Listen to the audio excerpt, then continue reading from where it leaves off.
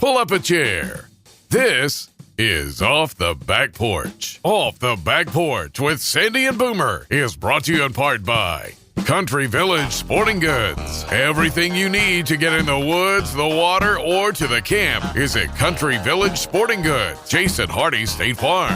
Like a good neighbor, Jason Hardy at State Farm is there. And Larry's Pizza in El Dorado, home of the Double Pizza Parade. 20 plus years of bringing you the most important and latest information with local happenings, news, sports, opinions, and probably an attempt at humor. Also brought to you in part by Davis Farms Country Market. For farm to table fresh, it's Davis Farms Country Market. Cook's Body Shop. Chances are it will happen. And when it does, look to Cook's. Murphy Arts District. For the latest information on concerts and events, go to eldomad.com. Recorded live from Main Street Pizza in historic, beautiful downtown El Dorado, Arkansas. With a history of being the voices you trust. This is Off the Back Porch with Boomer and Sandy. Or Sandy and Boomer. Or two old guys you've known for a long time, whatever. And now your hosts, Troy, Boomer, Barrios, and B.A. Sandy Sanford. Hey, and welcome to another edition of Off the Back Porch with Sandy and Boomer. And by gosh, we have Boomer back this week. You sound happy. I am happy. I told Mark I'm going to sit real close to Boomer this week. Right next to me. He ain't going nowhere. I'm sorry. I've been gone for 2 weeks. I was starting to say. I was in Nashville. What a benefits package. I was in Nashville. Yeah, Sandy gave me 2 weeks vacation. Yeah. He didn't think I'd really take it, and I did. And I went up to Nashville to watch dogs. It was the Super Bowl of dogs of our hunt test world that I'm in. And, gotcha. Over 1,000 dogs in 10 different competitions and sites, and it was really fun to see. Sandy was telling me y'all had a great benefits package and you had PTO. Please take off. Please take off. That only comes from an employer. Yeah. That's right. Please take off. Yeah. Well, and also welcome to the show, another person who's willing to put his entire reputation on the line, and that's Ken Kelley. Hey, guys. Hey, Ken, thanks for joining us. Glad to be here. I Fantastic. think, this is episode 30. And I was thinking about that before I came. Episode 30, and I think since episode 1, we've been talking about having Ken come on with us. Awesome. Well, he's just saying that today because you're here. Yeah. Okay. Well, yeah. I mean, we have. Pick a maybe number. Since episode 2, then. We have. Pick a number, and I drew a low number. No, but I will say this: Jax did a fabulous job last week. He did. Sitting in as co-host. I watched that. And then, of course, Buddy Hall. And David Lee the week before. He was telling some of them tall stories about animals or something. What was it? Somebody jumped in? Nothing. I didn't see it. I'm trying to.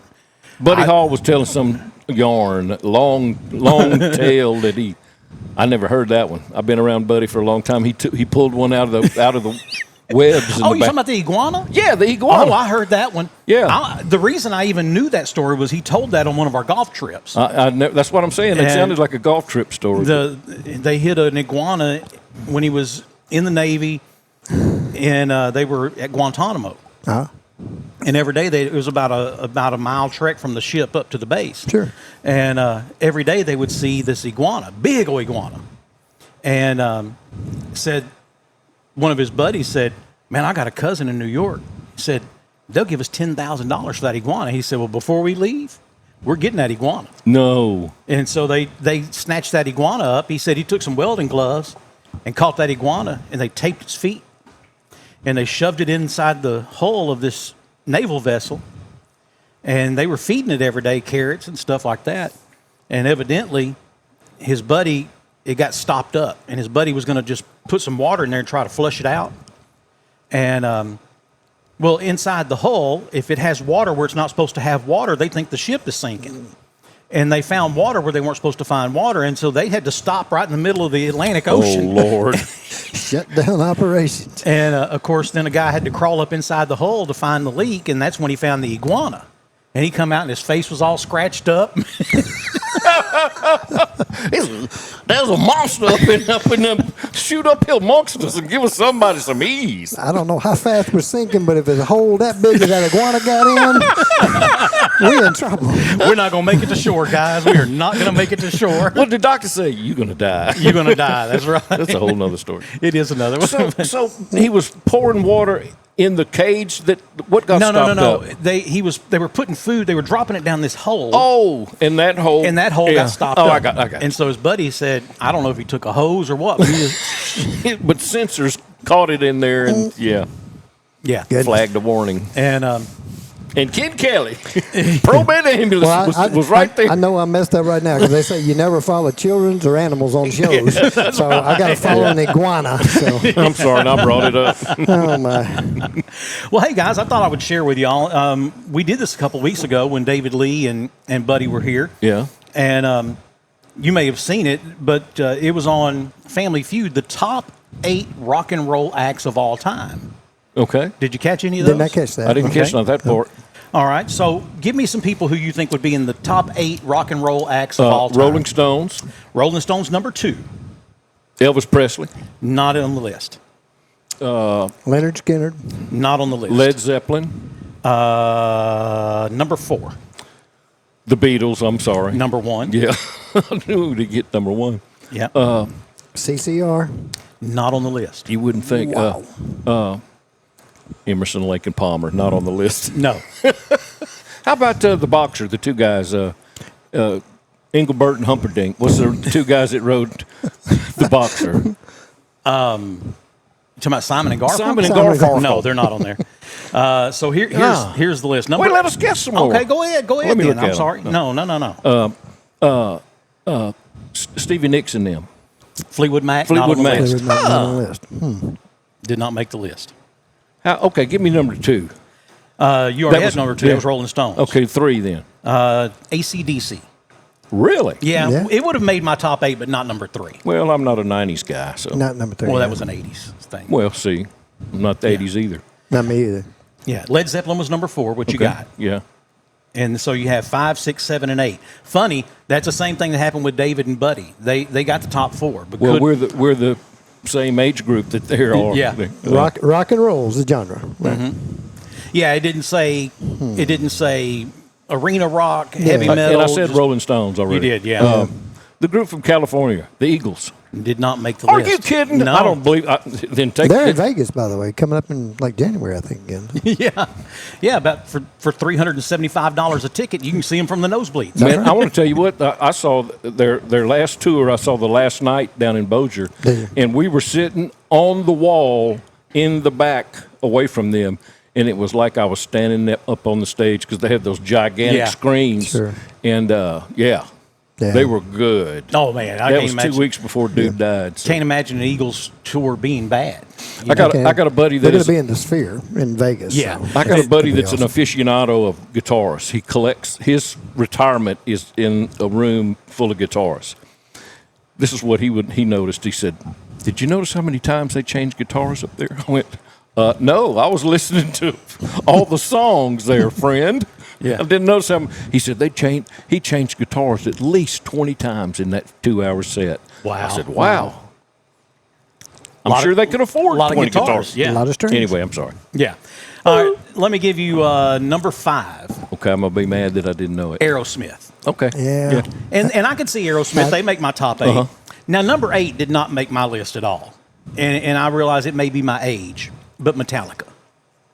I can see how they make the list, depending on the age of people you ask. Yeah. But they didn't make my top 8. But Metallica. I just never really liked hard rock much. Right.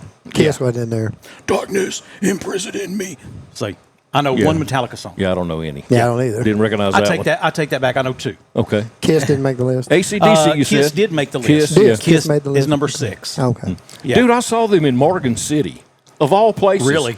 You know, obviously before they were famous, Yeah. they came to the auditorium in Morgan City, Louisiana. Wow. You don't go to Morgan City. No. No, you don't Not go on there purpose. on purpose. Not on purpose. No, you have to go on purpose. Yeah. Yeah. If you So- go there by accident, you'll be in an accident. That's true. The number 7 would have made my list and would have been much higher, and that's Queen. Yeah. yeah. So, no Van Halen, No. No Eagles. No. no Eagles, no CCR, FCCR. No Jefferson Starship. no. Jefferson Airplane either. No Skinner, No Skinner. Pink Floyd, Pink Floyd, yeah. The Doors, Yeah. Yeah. ZZ Top. Really? How do you not have ZZ Top on I the was list? getting there, but You know, I mean, They didn't ask the right people. that's exactly what it is. So, and then the follow-up to that was the top 5 female singers of all time. Barbra Streisand. Barbra Streisand did make the list at number 3. Would not have made my list, but I Bette understand. Midler. Did not make the list. Lonesome Bayou. Blue Bayou. Talking about Linda Ronstadt. Linda Ronstadt. She did not make the list. Oh. You need to think. You need to think a different genre. Okay. Stevie Nicks. Stevie Nicks did not make the list, and See, I there we even put go on my again. list. I said Stevie freaking Nicks didn't make it. You know. So Do we need to go to yeah, country? so go to country. Yeah, Reba. there's only one country artist on there. Carrie. It's not Reba, and it's not Carrie Underwood. It's hang on. It's not Trish Yearwood. No. It's Butcher Holler. No, not Loretta Lynn. Not Loretta. No. Dolly Parton. Dolly Parton. Dolly Parton. There you Dolly go. Parton Okay. came in on the list at number 5. Dolly's still singing. Yes. Yes. And she's like 105, I think. Yeah. Whatever. Well, She's on her soul is, Her- but everything on the outside is Yeah. about 12. Her face is it's like come You're off of an probably- 11-year-old. And she's got 72,000 wigs by now. Yeah, number 5, Dolly Parton. Number 4, Celine Dion. There you go. Yeah. I can see her making I the see list. that, yeah. Number 3, Barbra Cher. Streisand. Cher did not make the list. Number 2, Aretha Franklin. Yeah. Yeah. Queen of Soul. Number Yeah. 1, Whitney Houston. Yeah. Oh, yeah. I can see all of She those. was I number can see one? that. Yeah, I can see but that. let me ask: no Patti LaBelle, Yeah. True. Etta James, Etta. Yeah, they didn't go back far enough. Ella Fitzgerald. Yeah. You see, they didn't get those 40s and 50s girls. Yeah, Billie Holiday would have been Sure. another one. Yeah. Diana Ross. Diana Ross. And how can you not have? If you're going to have any country singers on there, how do you not have the First Lady, Tammy Wynette? Tell me why not? So, this brings me to a new one that I saw on Okay. Family All Feud. that was to get to this. All to get that. this I'm one. sure it's going to embarrass us It's somehow. the No. double bonus round.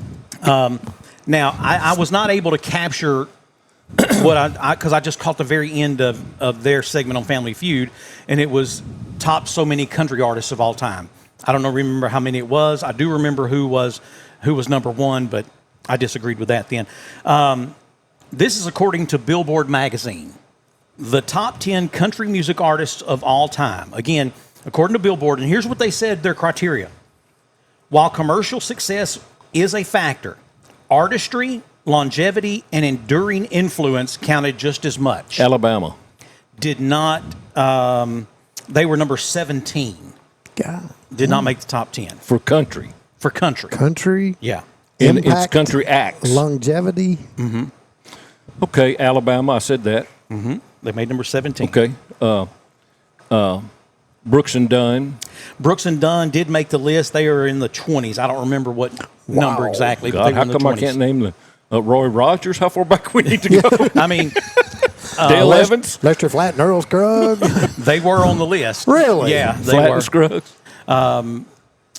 Jimmy Rogers, I think, was just outside the top 10. Yeah. Kenny Rogers. Kenny Rogers did make the list. He was in the 20s. So we're not even We're not- nowhere yeah, in the we're- ones or nowhere in the close. single digits. Kenny Chestnut. he's not on. He George, made, George Strait. yeah. George Okay. So Strait. George Strait coming in according to Billboard at number 9. Okay. That's a tough list. That is when a George tough Strait list makes when number George- 9. Yeah. Now, granted, I'm a Texan. Who's the boy- I'm slightly biased. Who's the boy from Stillwater? Garth Brooks. Garth Brooks. He's on Yeah. that list. Yeah, he's number 7. He's not from Stillwater. He's actually from Yukon. I went by his house one time. Gotcha. Yeah, number 7 on the list. Gosh, we haven't gotten any of the top 5. College dorm mate Tracy Lawrence. Didn't. Well, I'm make sure it? he's on the list. He's He on the just list. It's not. I not- didn't not- have him here. yeah. He's not in the top 50. Give us number 5. Number 5. You're cheating hard. Hank Williams Sr. Hank Williams Sr. Yeah. Well, in juniors, he bump up a notch. Well, no, Junior didn't make the top 25. Gosh almighty, that's horrible that we can't name those. Yeah, it's getting tough. How about the Okie from Muskogee? I'd love to be him. Merle Haggard. Merle. Yeah, except he's dead. Yeah, I mean, I'd like to be him except for that part. Yeah. Oh, being dead and having a criminal Yeah. record part. Yeah. Well, he went to prison. Yeah. Yeah. George Jones. Yes, George Jones came in at number 6. Merle Haggard, number 10. George Jones, number 6. Wow. Give us 5. Oh, we already did. That was Hank Williams Sr. Okay, 4. Number 4 is Loretta Lynn. And Tammy Wynette didn't make this one? Not the top 10. Tammy Wynette's number 23. The sister and her sister and her Judds? mother. The Judds, Judds? they did. They made the top 20. Okay. This one surprised me. Number 8, Charlie Pride. Charlie, yeah. And, I mean, that was the first concert I ever went to in my entire life, Charlie Pride. Tell you a funny story. We're at this concert, and he said the name of the town, and I don't remember. I think he said Macedonia or somewhere in Mississippi. He said, and my family goes to the Macedonia Baptist Church. And he said, we got us a new pastor. And he said, and I'm going to tell you, he looks just like Conway Twitty. Looks just like him.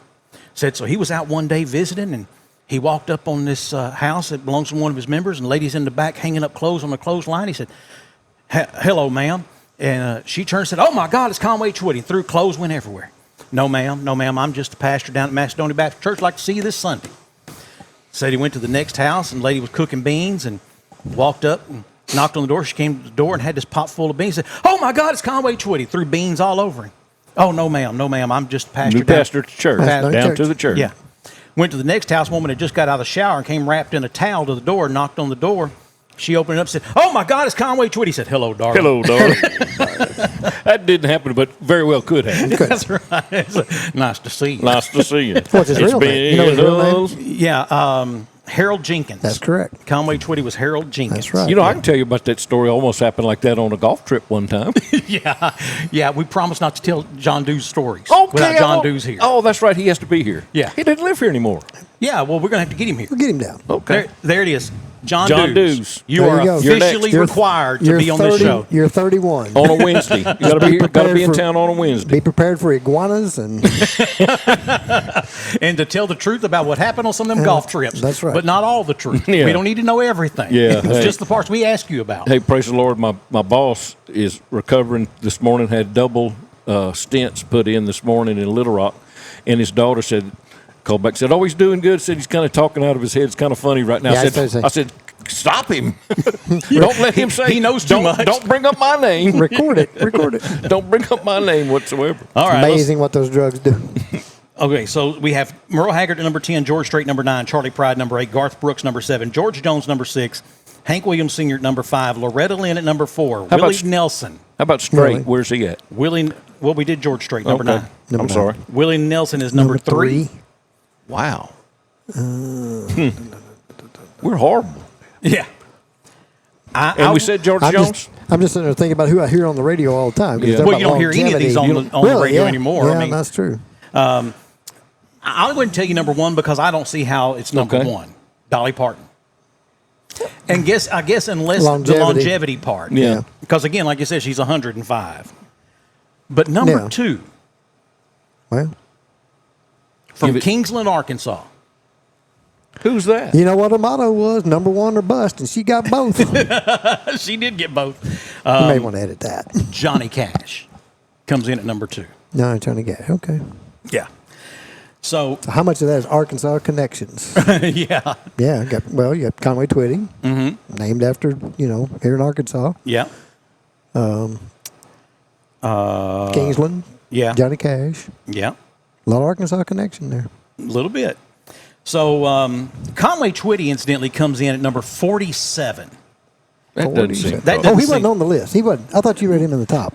Oh, he's way. Conway down. Twitty was number 47. So let me tell you, Who's not on the top 25? well, Reba came in at number 11, Patsy Cline at number 12, Waylon Jennings at number 14, Alabama at number 17, Keith Whitley, number 18. I can see Keith Whitley being, Keith, yeah.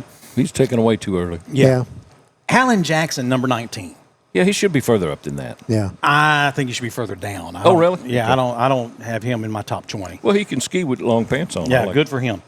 The First Lady, Tammy Wynette, number 23. Here's someone I thought should have been in the top 15, Glenn Campbell. Yeah. It's snowing, yeah. And another Arkansas connection. And again, Conway Twitty at 47. Here's some other people they had in front of Conway. Listen to this. Porter Wagner All he had was a show. came But in we- at number 44. Hey, we like Porter at the EMS World because our National Registry patches are the shiny gold. Then we call it the Porter Wagner patch, as a matter of fact. Okay. Everybody wants to get their Porter Wagner patch, so we like Porter. The best thing about his show was the skits and stuff. Yeah. And that Dolly Parton was on. Yeah. And number one. Bob Wills, number 43. Okay. I can see Bob Wills being ahead of Conway. Was but, that? I'm sorry. Go ahead. But For I think longevity. that's way too That's far stretch, back. yeah. Was the Texas Cowboys played Yeah, with the them? Texas Playboys. Playboys. Texas Play. There's a guy from Arkansas that played in his band. In that band? Yeah. And his son was on staff at our church at Emmanuel Baptist Oh, Church wow. a few years ago. Just remember when you play in Texas, Bob Wills is still the king. Yeah. Yep. Yeah. I'll tell you a neat story. I was in Fredericksburg, Texas one time, and we're at this little, there's a Y in the road, there's an ice house sitting there. And out in that Texas Hill country, ice houses they're kind of the thing. We go in there, and it's pretty late, and when you order, basically your choices are steak, or chicken fried steak. That's all they have. True. And which was fine by us, but we're sitting there eating. They roll a miniature galvanized trough full of ice and beer. They roll it up to the table. They know how many's in there to start with. They're just going to charge you based on how many's missing. Okay. While we're sitting there eating, I see these guys. They walk in. They sit down at this table over there, and one of them, big, tall guy. And I leaned over. I leaned over to Bill Nolan. I said, "You know who Ray Benson is?" I was like, "Yeah." I said, There he is. Yeah. and he looked over. He said, "It sure is Ray Benson." Sleep at the wheel. Sleep at the wheel. Yeah. So it was 3 guys, and Ray was one of them.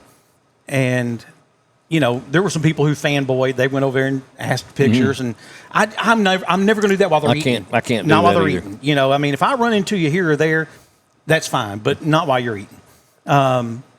Anyways, when they got done, those 2 guys that was with him went outside and started bringing stuff in. I said, "He's fixing to play." He's fixing to get up on stage. And they had a little stage about as big as this table, and they set up all the equipment, and it wasn't a lot. It was a steel, a drum set, and another fella come in from outside. Sharing an amp.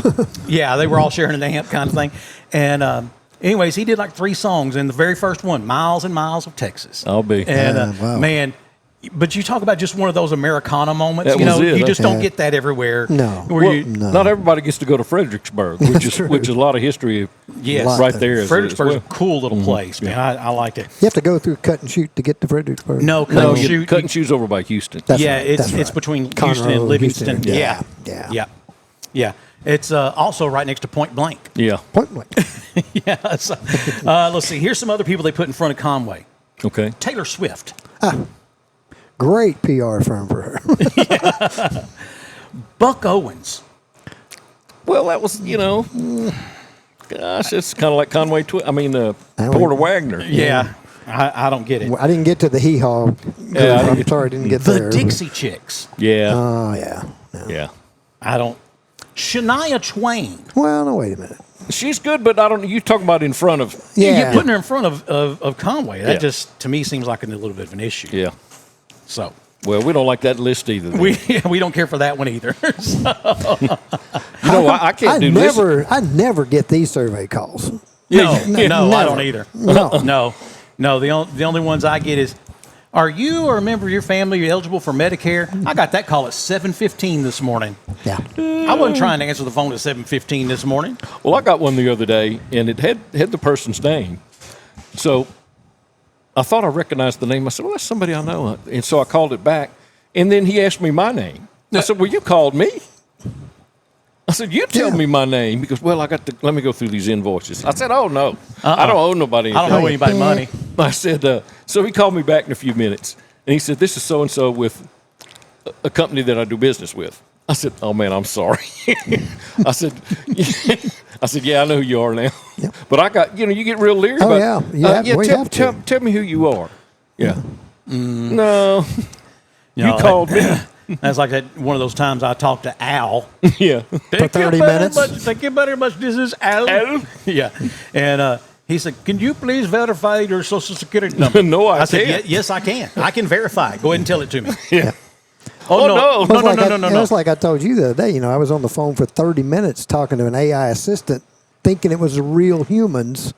Finally, after 30 minutes, I figured out this is not real. I'm not. Oh, you're But talking- that's how good AI I'm is. not Yeah, it's gotten talking. that Yeah, way. I'm not talking to a person. Yeah. Yeah.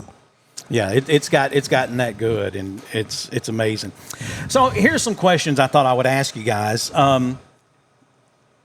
What is something you refuse to buy a knockoff or a cheap version of? Golf balls. Oh no, see, I definitely will buy those because I'm going to hit them in the water anyway. Okay. Yeah, I agree Take with me that. to a drought-ridden place and let me drive. Wherever that ball lands, drill right there. There'll be water. There's water. It can be round with 3 dimples on it. I'm still hitting it. Yeah, it doesn't matter. Shoes, I'd say. I was going to say shoes. You don't I want to scrimp on shoes. Yeah, I did that one time. Plantar fasciitis is a real deal. Is a real So, thing. Yeah. So. Orange juice. I want the real stuff. I don't Yeah. want. Yeah. You don't want Piggly Wiggly brand orange juice? Yeah, I don't want the Texan. you can't.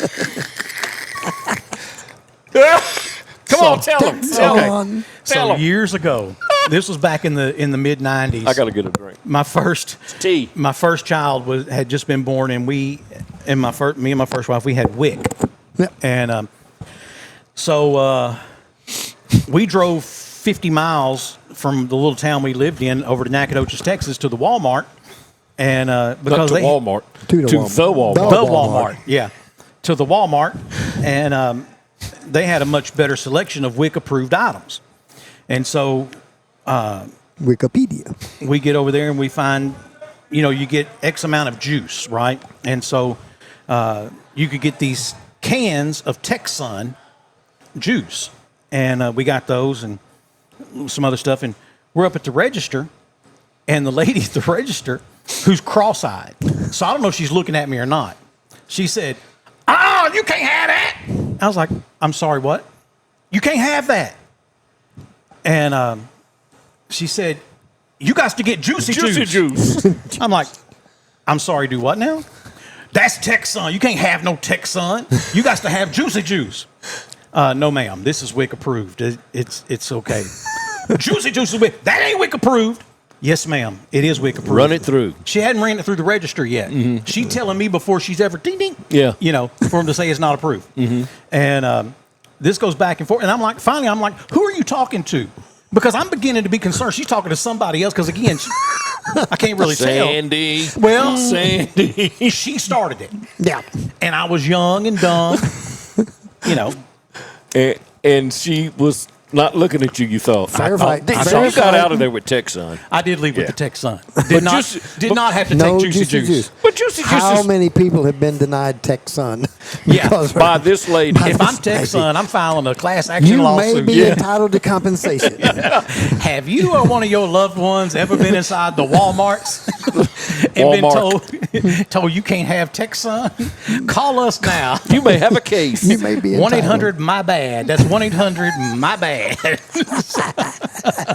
Yeah, my dad had a rule, and Not many, but not a whole lot of rules. He Didn't sure abide didn't. by any of them, but had some rules. He did not have very many, but he had a rule, and that is the things that you touch the most, you should never go cheap. Okay. And that was Agreed. mattresses, shoes, toilet paper. Yeah. He had some others he would throw in there from Yeah. time to time, but those three, mattresses, shoes, and toilet paper. And I agree. I mean, when I was a young married man and didn't have any money, I was buying $19 pair of shoes, but Yeah. I'll go barefooted before I buy a $19 pair of shoes Yeah, now. it'll hurt you. All those years of playing baseball and then coaching and umpiring and wearing cheap cleats that didn't do anything for you.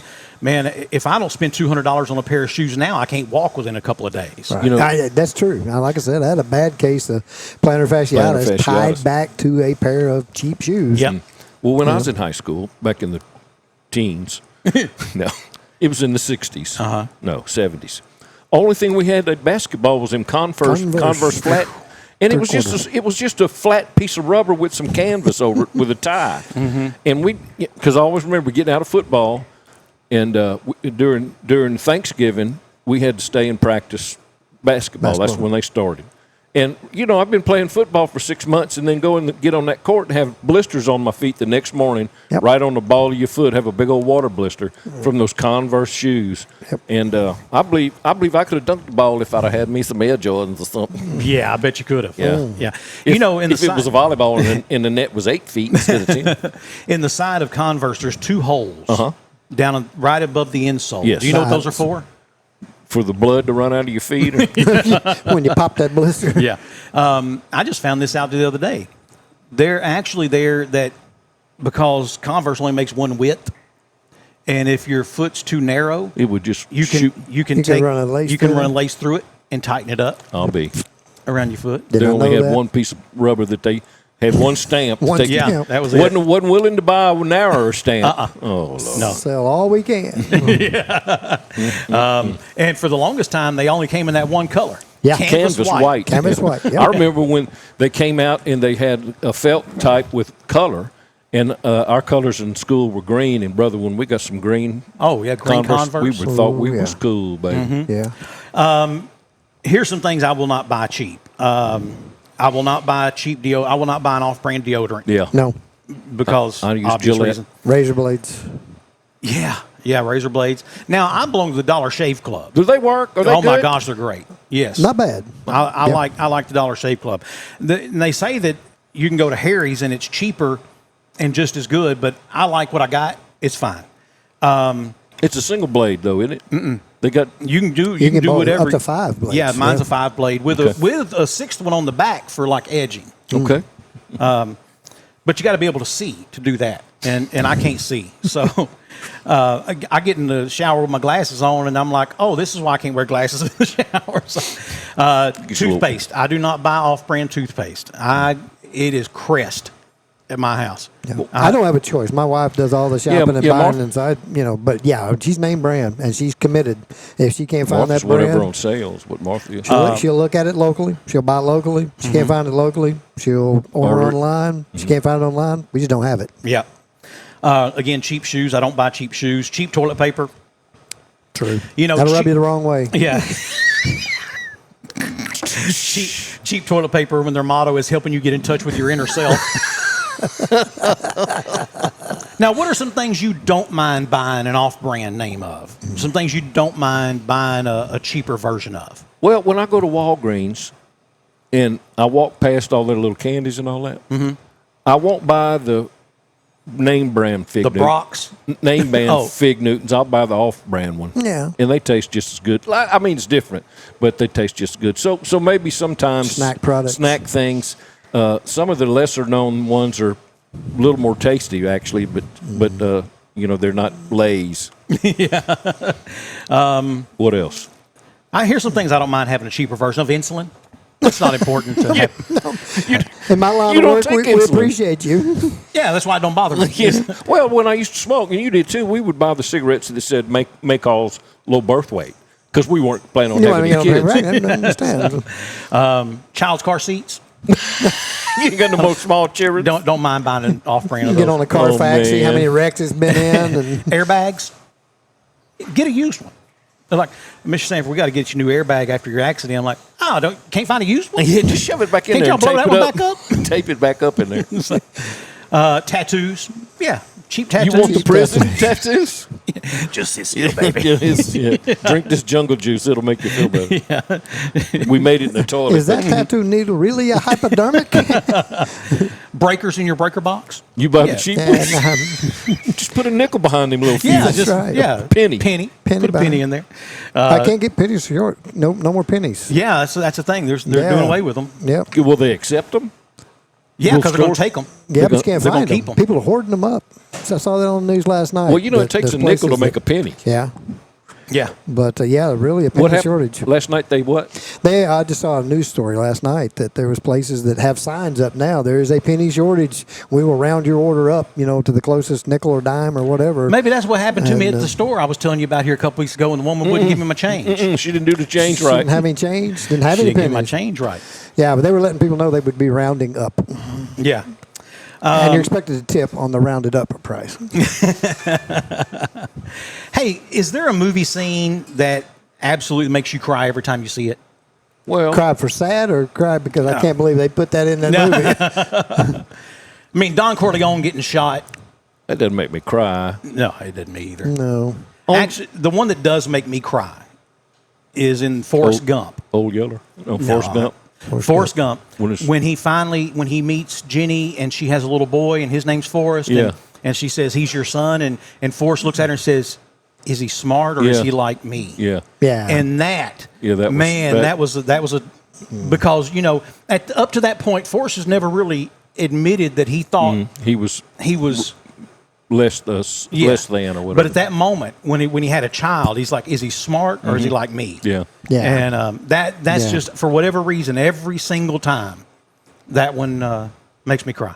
Mine is the way we were when they're on the back of the boat or the back of the yacht, and he's talking about all the years he was with Barbara Streisand. And, it just he was lamenting, and he was. Yeah. My wife loves The Notebook. Every time she watches The Notebook, I have to watch it with her. But there's so many people we know, that face dementia things now, and so that's kind of tough. Yeah, Notebook that's a tough movie all the way around. Movie all around. Yeah. Especially when you know someone. So. Yeah. Fox and the Hound. Yeah. When they leave that fox behind out there in the woods. Not gonna get it. That's tough. That's not good. Yeah. That's not good. And then I caught myself last year crying in an episode of Bluey. My daughter does that as her young daughter's but getting here, let me older. explain. And at the end. So this whole episode is heart wrenching because it's the end of a season, and they're going to sell their house and they're going to move away, and all this, and the mom's sister is getting married. Now they're all dogs, but they perform like humans. I've never seen this show. Okay, well they're dogs. It's a children's show. Okay. Yeah. But there's a lot of adult content, not in a bad way. There are things that would make you think that adults will understand and You'll get. understand it, yeah. But there's at one point when they're talking about, she's getting married and she can have a family, and then they have to explain that the sister can't have kids. And that's not how they said it, but you get the point. Yeah. And it was just, oh wow, how freaking sad. They're going, and the whole episode was sad. But then in the very end, they don't sell the house. Spoiler alert for when you do watch it. You can tell your grandkids aren't small. No, I don't have any small grandchildren. Yeah, you can tell your grandkids aren't small. Every day, Bluey, every day. Yeah. Bluey. I've learned a lot from Bluey. So. I have too. Yeah. Life lessons. Life lessons. Yeah. You know what? Let me tell you something. I just noticed because Sandy does great imitations of especially dialects. Yes. I thought about it today, and I was listening to another podcast, and they were saying about how we as Americans will always, like if Jose Gutierrez was going to be on the show. Yes. Somebody might try to say it Spanish like Jose Gutierrez, and they said that's really silly that we do that because if there's an English guy that comes or from Scotland, we're not going to. Jerry White from Scotland, he says, why don't we do that? Yeah. So why do we do it when it's? Why do we think it's okay to do it in Spanish? A lot of people do because I have a good friend from South Louisiana, and every time we're together and he starts talking, I start sounding like him. You start speaking Cajun. My wife tells you you're trying to sound like him. I said I'm really not. But it happens. My wife's family. You take one look at her and tell there's a whole bunch of Cajun in that blood. Yeah. And if you don't believe that, just wait till how she acts, and then you'll be like, there's some show enough Cajun in there, some show enough. Yeah. About 4 or 3 ounces. 4 or 3. So I can't tell you how many acres that is, but I can too much gravy to take to cover it. And they do everything in minutes. However, it's not 4 miles away. It'll take about 5 minutes to get over there, or past something. You got to go past. Got to go past. When you go past where Mr. Boudreaux used to live over there, he said you right past that. And there was a tree there a long time ago. The bayou. Yeah, the bayou. Yeah, on the second one, Bayou House. Yeah. Bayou House. Anyway, but you get, like I say, you get immersed around someone like that, and you can't help but imitate. But I think one of the reasons, to answer your question, have you ever been watching for example, I remember growing up in Houston, of course, there's a large Hispanic population, and there was a lady, she was a reporter on the news, Elma Barrera. Yeah, and they said her name in Spanish. When she would say, she would be like, and that's the story from here on the scene. I'm Elma Barrera. Yeah. Eyewitness News. She jumped in. And it was like, ding, ding. Yeah, she turn it on and turn it off.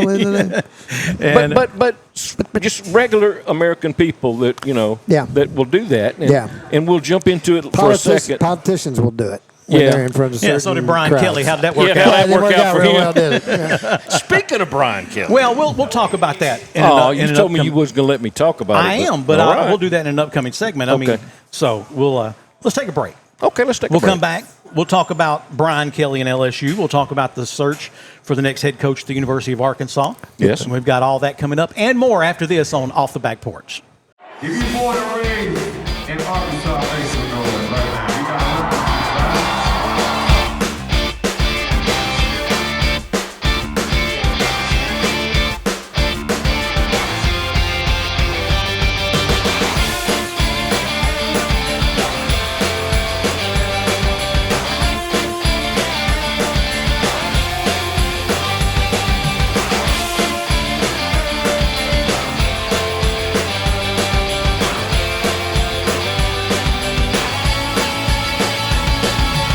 What an amazing place they've built right here in your town.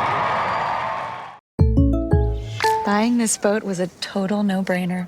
Okay, I get it. You say no-brainer and the guy with no brain shows up. I'm sorry, we met our new boat. For a new boat? You don't call me. You call State Farm. Like a good neighbor, State Farm is... There? I was gonna say that. He's right. Your State Farm agent can help you choose the right coverage for your new boat and your RV. It's kind of a no-brainer.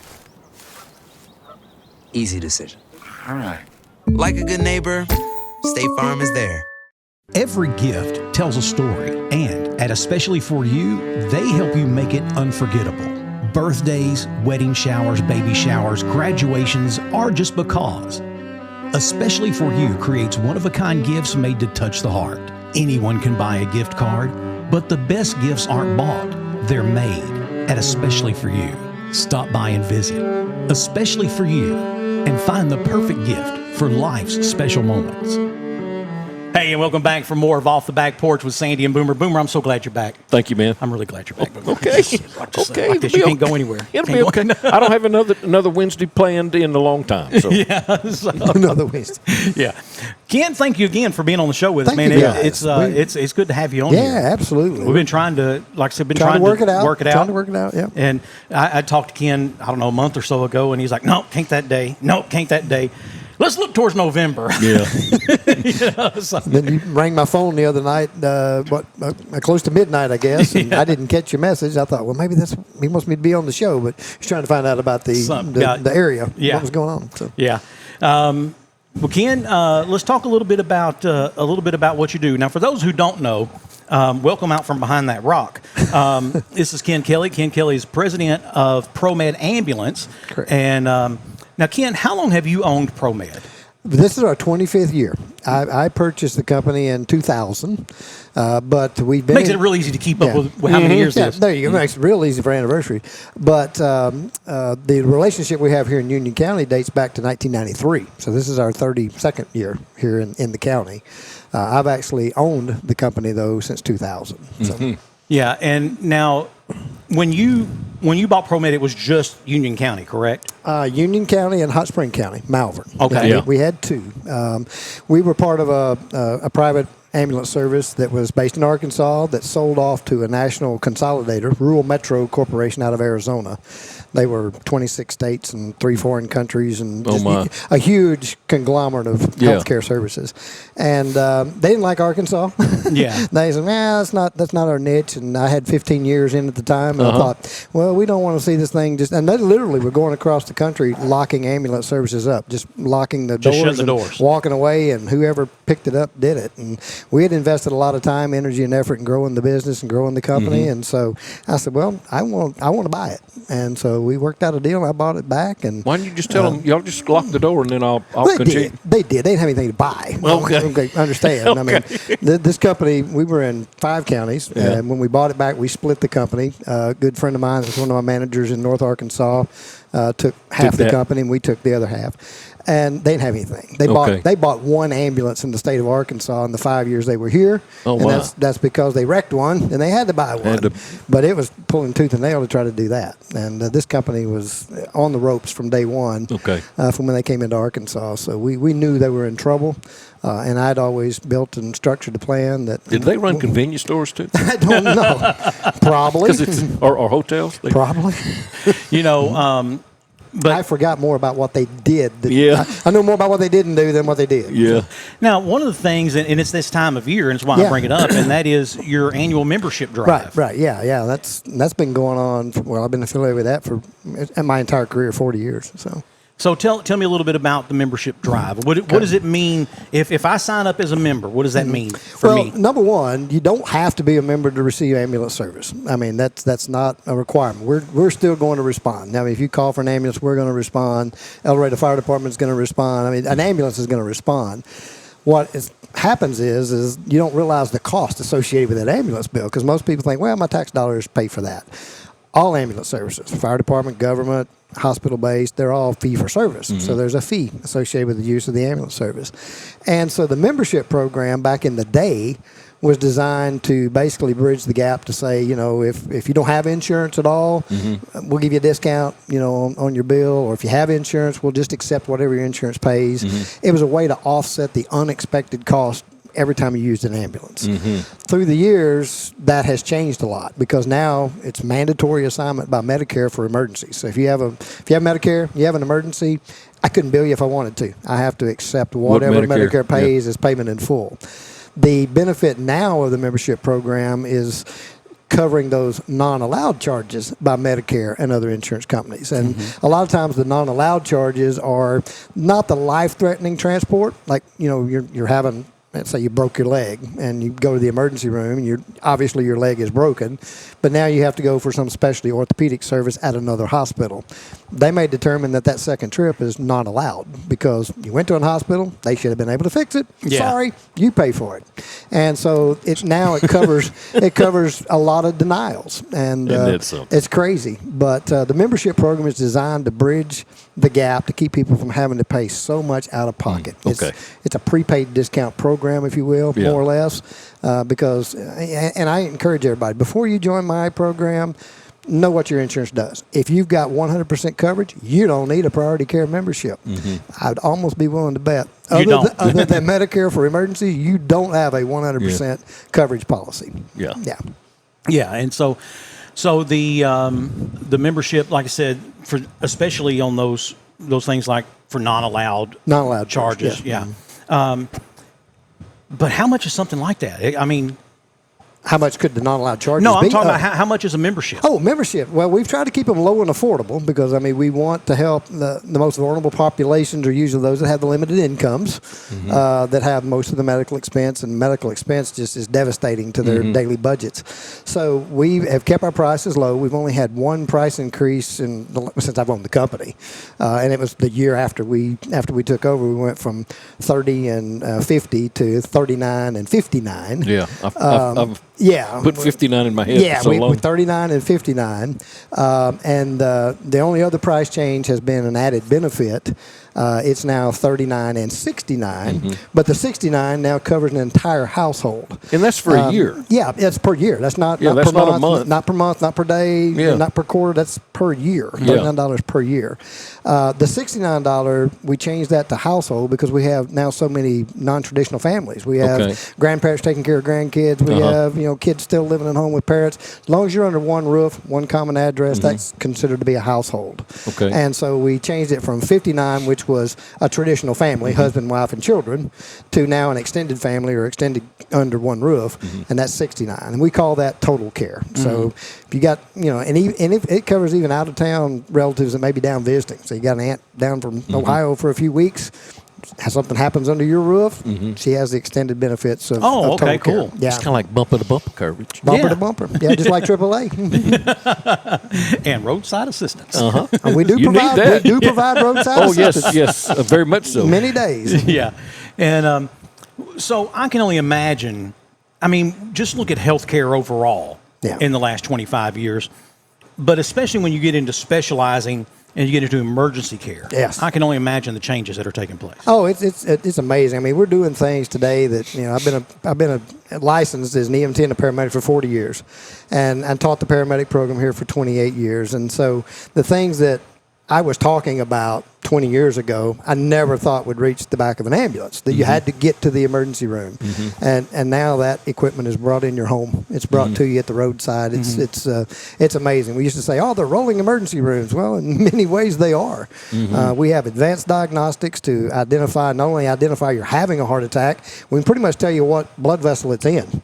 And of course, you got the widowmakers and all that. So we can isolate and identify those critical situations and then initiate very aggressive treatment. treatments. We have medications for trauma emergencies that they don't fully clot the blood and stop the bleeding, but when your body forms natural clots, we start an IV.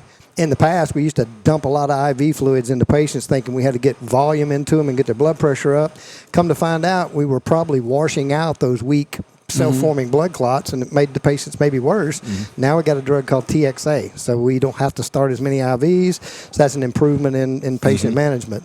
And then just some of our equipment. The fact that we used to have to do manual CPR on the way to the hospital, we've got an automated machine that does that. We used to have to bag the patient with a bag to make them breathe. Now we got critical care ventilators. Okay. So the technology has advanced tremendously. Inside the cab. And along with that has, come some increased cost. And so if you want to protect yourself from having all of that technology and those skills available, you still have to pay for it. Somebody has to pay to have that available.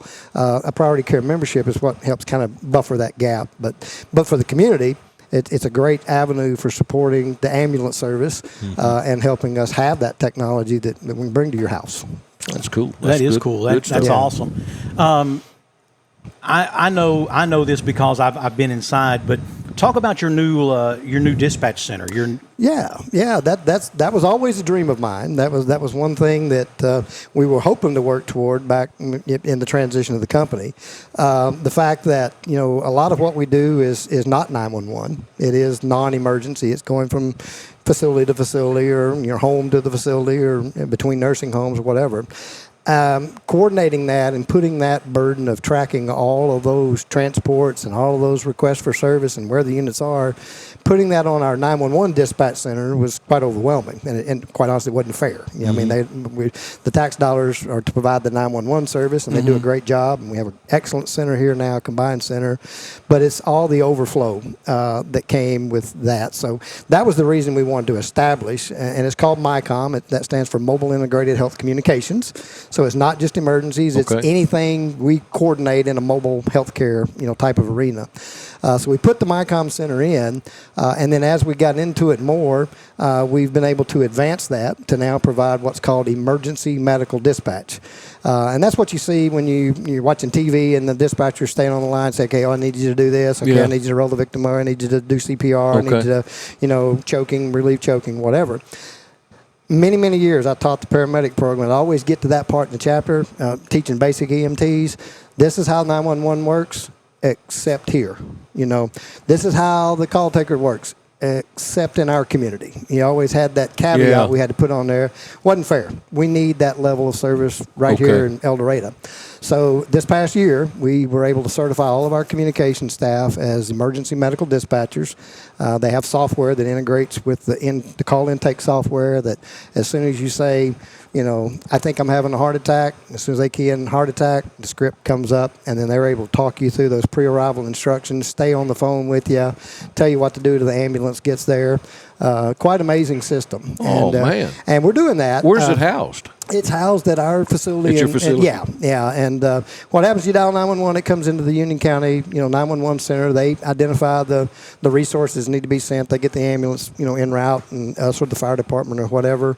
They notify law enforcement. But the medical dispatch component of it then transfers or connects to, it doesn't transfer, it connects to our center where our emergency dispatcher picks up and continues the call. So it's seamless then. Seamless. But again, there's certifications. I mean, there's national certifications. I've taken the course, and it was quite humbling. I thought I knew a lot until I took that course. Yeah. They are truly the first responders. Because they're talking to the caller, and they're the first ones to get a sense of what's going on and take steps to correct it. Yeah. We've had some really interesting calls. I can't just say, we've had so many cardiac arrest saves. We've talked several people through initiating CPR. Unfortunately, they've not been successful outcomes, and so. But the fact that we're getting CPR started early, we know is going to save a life somewhere down the road. Somewhere down there. Now, we did deliver a baby the other day. We had a pre-arrival delivery, so the dispatcher talked the caller through the delivery before the ambulance got there, and everything went fine. So that was pretty exciting. But just to watch those dispatchers work too has been quite amazing. I'll be. Yeah. Ken, I was fortunate enough to get to sit next to you and Mr. Wilson at a recent job fair, and I heard you recruiting people to come on board. I mean, Troy, I think if I remember correctly, he told me, he said, I could hire 5 right now. Today. And put them to work. And but the problem is there's just not a whole lot of people walking around out there with paramedicine certifications or EMT certifications. Sure. But I heard y'all's pitch, and tell me a little bit about... You want to join? No, I'm good, thank you. We still got slots. Y'all work too hard for me. We still got slots. I done got lazy. I understand. So, no, I've never been interested in medicine. Yeah. It's just never been, Well, one thing about EMS is that you may not be long-term. That may not be your long-term career. It has been for me. 40 years, I'm totally happy doing what I do. But it may not be your long-term healthcare career, but it's a great way to get in and get exposed to the healthcare career. Think about starting as a dispatcher. You get to see what happens on the emergency response side and how EMS works and how people get from the scene of the accident to the hospital and how they get from the hospital to the major medical center in a critical situation. So dispatch is a great way to start. Then we have our private career education academy, ProMed Tech, which we train our own EMTs in-house. And you literally can, if we do an academy class, which is where we hire you full-time to go to school, you can be hired in, and for Monday through Friday, 40 hours a week with benefits, you go to school. And then when you complete that 6 to 8 week academy and actually get your license, then you transition up to the next level, which you're assigned to an ambulance. And you may work for 6 months to a year as an EMT along with a field training officer. And then you're eligible to go on to paramedic school, and we tuition free and cover that cost too. So you literally can get exposed. And during those training phases, then you're able to actually work inside the hospital doing clinical rotations. So, so you get to see what happens in the emergency room, and then when you're a paramedic, you get to see what happens in surgery, you get to see what happens in ICU, you get to see what happens in X-ray. And you may say, yeah, I really want to be an X-ray technician. Yeah. That's pretty cool. But during that time of figuring out what you want to do, you're serving your community, you're earning you're earning good pay with good benefits. Good pay, that's right. And you're getting a ton of life lessons, I promise you. Yeah. You're getting a ton of life lessons along the way, and then your path may take you. We've had several of our medics that are now RNs, emergency room RNs, and flight medic RNs. And so there's all sorts of avenues, but EMS is a great way to get started. And that's the kind of the pitch I heard him. He was telling them, you can go from hero to zero in just a matter of months. No. Zero to hero. Yeah. I've had a few that's gone from hero to zero, but we weed those out pretty quick. We've all had those employees. They Blu-rayed. Blu-ray. But yeah, so I was listening to that, and I thought that was really neat how, get paid to go to school. Yeah. That's a new paradigm shift. That hasn't always been the case. Sure. Usually we're open job market. We find out there's a batch of EMTs that have graduated somewhere, and we're trying to recruit and pull, and most of them are, already got a job lined up by the time we know about it. Here, we're able to hire them, get them in the program, train them the way we want them, get them ready, street ready in 6 weeks, and it's a benefit to the community too, because they're trained in our community. They know the systems that work here. They work inside those systems, and they're good to go. And when you talked about it, it could be a stepping stone for this or that level. I mean, there are programs out there that's paramedicine to RN programs. Yes, and paramedic to RN. Yeah. And there's programs that pretty much take you from wherever you are to whatever level you want to be. That's right. And my daughter's a PA now. She went through our EMT program. I taught her a paramedic program here at the college, and she went on to PA school. Now she's a cardiac PA. That's great. She started out as an EMT right out of high school, and worked her way right on through. So, yeah, but she started out making money. Yeah. She started out making money. She's a PA, and she's still making money from me. Yeah. So. Well, and now here's another little secret. Ken is, in my opinion, somewhat of a gadget geek. Is he? Yeah. I'm a gadget geek. And that's why we have so much technology on the ambulance. These bells and whistles, I you like them. Yeah. So my first introduction to him as a gadget geek was I had a digital billboard in Magnolia. Sure. And Ken at the time was living in Magnolia. And so he sends me a video one day of a drone flying up to and then over my billboard. And it was his drone. Yeah. So I told him recently, I said, I've never really been that interested in having a drone. He said, don't do it. Don't do it. He said, it's addictive. It's addictive, man. Yeah. I have always wanted, since they've had them, I wanted one. They're fun. I just haven't done it yet. They're fun. I know me. But we use them in the business too. So. Yeah. I know me, though. And I'm, next thing you know, I'll be filing Chapter 7 because I bought every accessory, every little you could do it. Every little thing that goes along with them. I know me very well. But on top of that, like we were in his office one day, he and Grant Merrill and I were sitting there, and he's like, "Well, here, look," and he just and up on the screen pops one of his ambulances in like another part of the state, and it's showing. I mean, he has camera views of inside the ambulance, outside the front of the ambulance, like windshield view. They pull up on a scene. I mean, it's all we. Yeah, it's in our dispatch center too. Onboard stuff. Yep, onboard live. When we arrive on scene, our dispatch center can log into that dash cam on the ambulance, and we can see what the scene looks like, so we can get an assessment of how critical the accident may be or what the crowd size may look like or whatever. I see a new show happening here. That's what I'm thinking. I just need to be able to. I need to be able South to. Arkansas emergency. I need to be able to quick hit that beat button. Yeah. And put them little digital things up there to. We're going out to. We don't have anything in the patient compartment, by the way. So you're safe as long as you're being taken care of. You're not being videoed. So. Yeah. So but we're going to go live now to Callion. Yeah. Yeah. But we had the Pocahontas tornado this last spring, and had 2 units responding to a trailer park that we knew had been hit. And so we immediately logged into those 2 units, looked at the cameras, and all we saw was a pile of debris in a tree line. Where there used to be something. Oh, wow. And so we knew it was serious, so that immediately activated additional resources. And so, tornadoes are they have a real affinity for trailer parks. They do. Yeah. That one over there in Magnolia got wiped off the planet. Well, on the way coming into town? Well, it's because the electrical currents, where they wire the trailers, it forms a magnetic field above the trailer park, and that's what affects the ions in the atmosphere and causes it to spin. Serious? I'm dead serious. Think about it.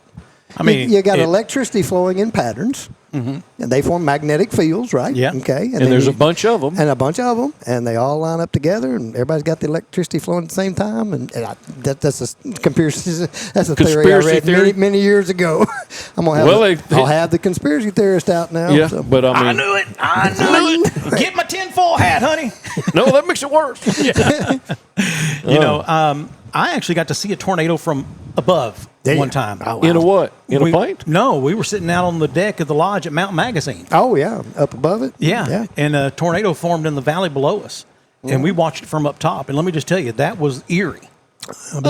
You watch it spin? You watching the funnel down through it? We couldn't. I mean, we're not down right over through the center. it. Yeah, but I mean, rotating around. But of course, there's clouds all around us, but they're funneling over here, and we're just watching it as it moves through that valley. And then when it was done, you didn't even recognize that valley. I mean, it was wow. But that was that's some of the technology. That's some of the gadgets that we have. But all of our units are GPS tracked, so we know where they are, what direction they're heading, and speed. And of course, our computer-aided dispatch software always dispatches the closest available ambulance. It gives us time predictions. Those time predictions are adjusted based on Google traffic, so it will tell us in real time if we need to send a closer ambulance, even though, that one's closer, but based on traffic, you got to get this one to go. And so a lot of technology in that dispatch center that helps us make decisions.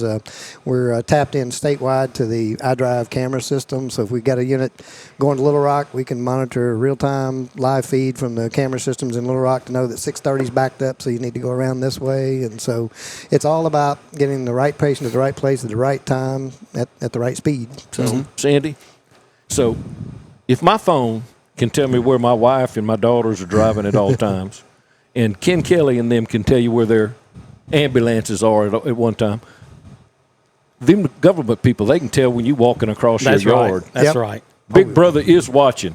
That's no conspiracy theory. No, that's just common sense. Yeah, I mean, if we can do that with this, which has more technology than they had in the first moon landing. Moon landing, right? But Well, I mean, if you believe, Big Brother we landed on the moon. Well, we did. Okay, I was there. I saw it.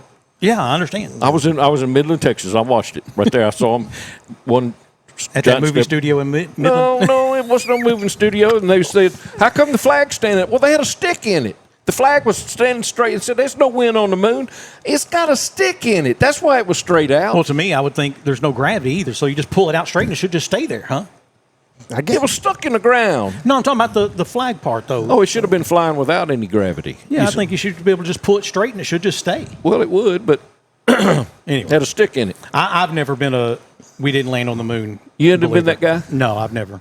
So now, I do believe there were 2 shooters on the grassy knoll. Oh, I think that was a. Read the report. Was the song said, "We never walked on the moon, Elvis ain't dead." That's right. He's still walking in Memphis. 2 shooters on the grassy knoll. On the grassy knoll. Yeah, there's that whole grassy knoll thing was. Now, we'll tell you a funny story about AI listening to us, though. So we're starting to see AI incorporated into emergency response. Okay. We do some of our documentation, use AI to generate some of the report, so we don't have to do all the typing. But they've got one now that I saw a debut on it where the medic is actually just talking to the patient, but this AI thing that's sitting over here is taking notes, if you will.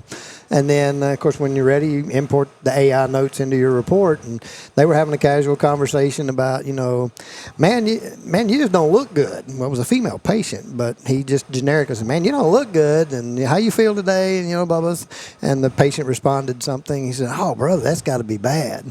So then he generated his report. And it was a male patient. A male patient, blah, blah, blah. His brother on the scene stated, blah, blah, blah. His brother on the scene. There was no brother on the scene. And, so AI has not quite made it to you. Not there yet. Not there yet. Not He there was yet. jumping to conclusions. Yes, it was.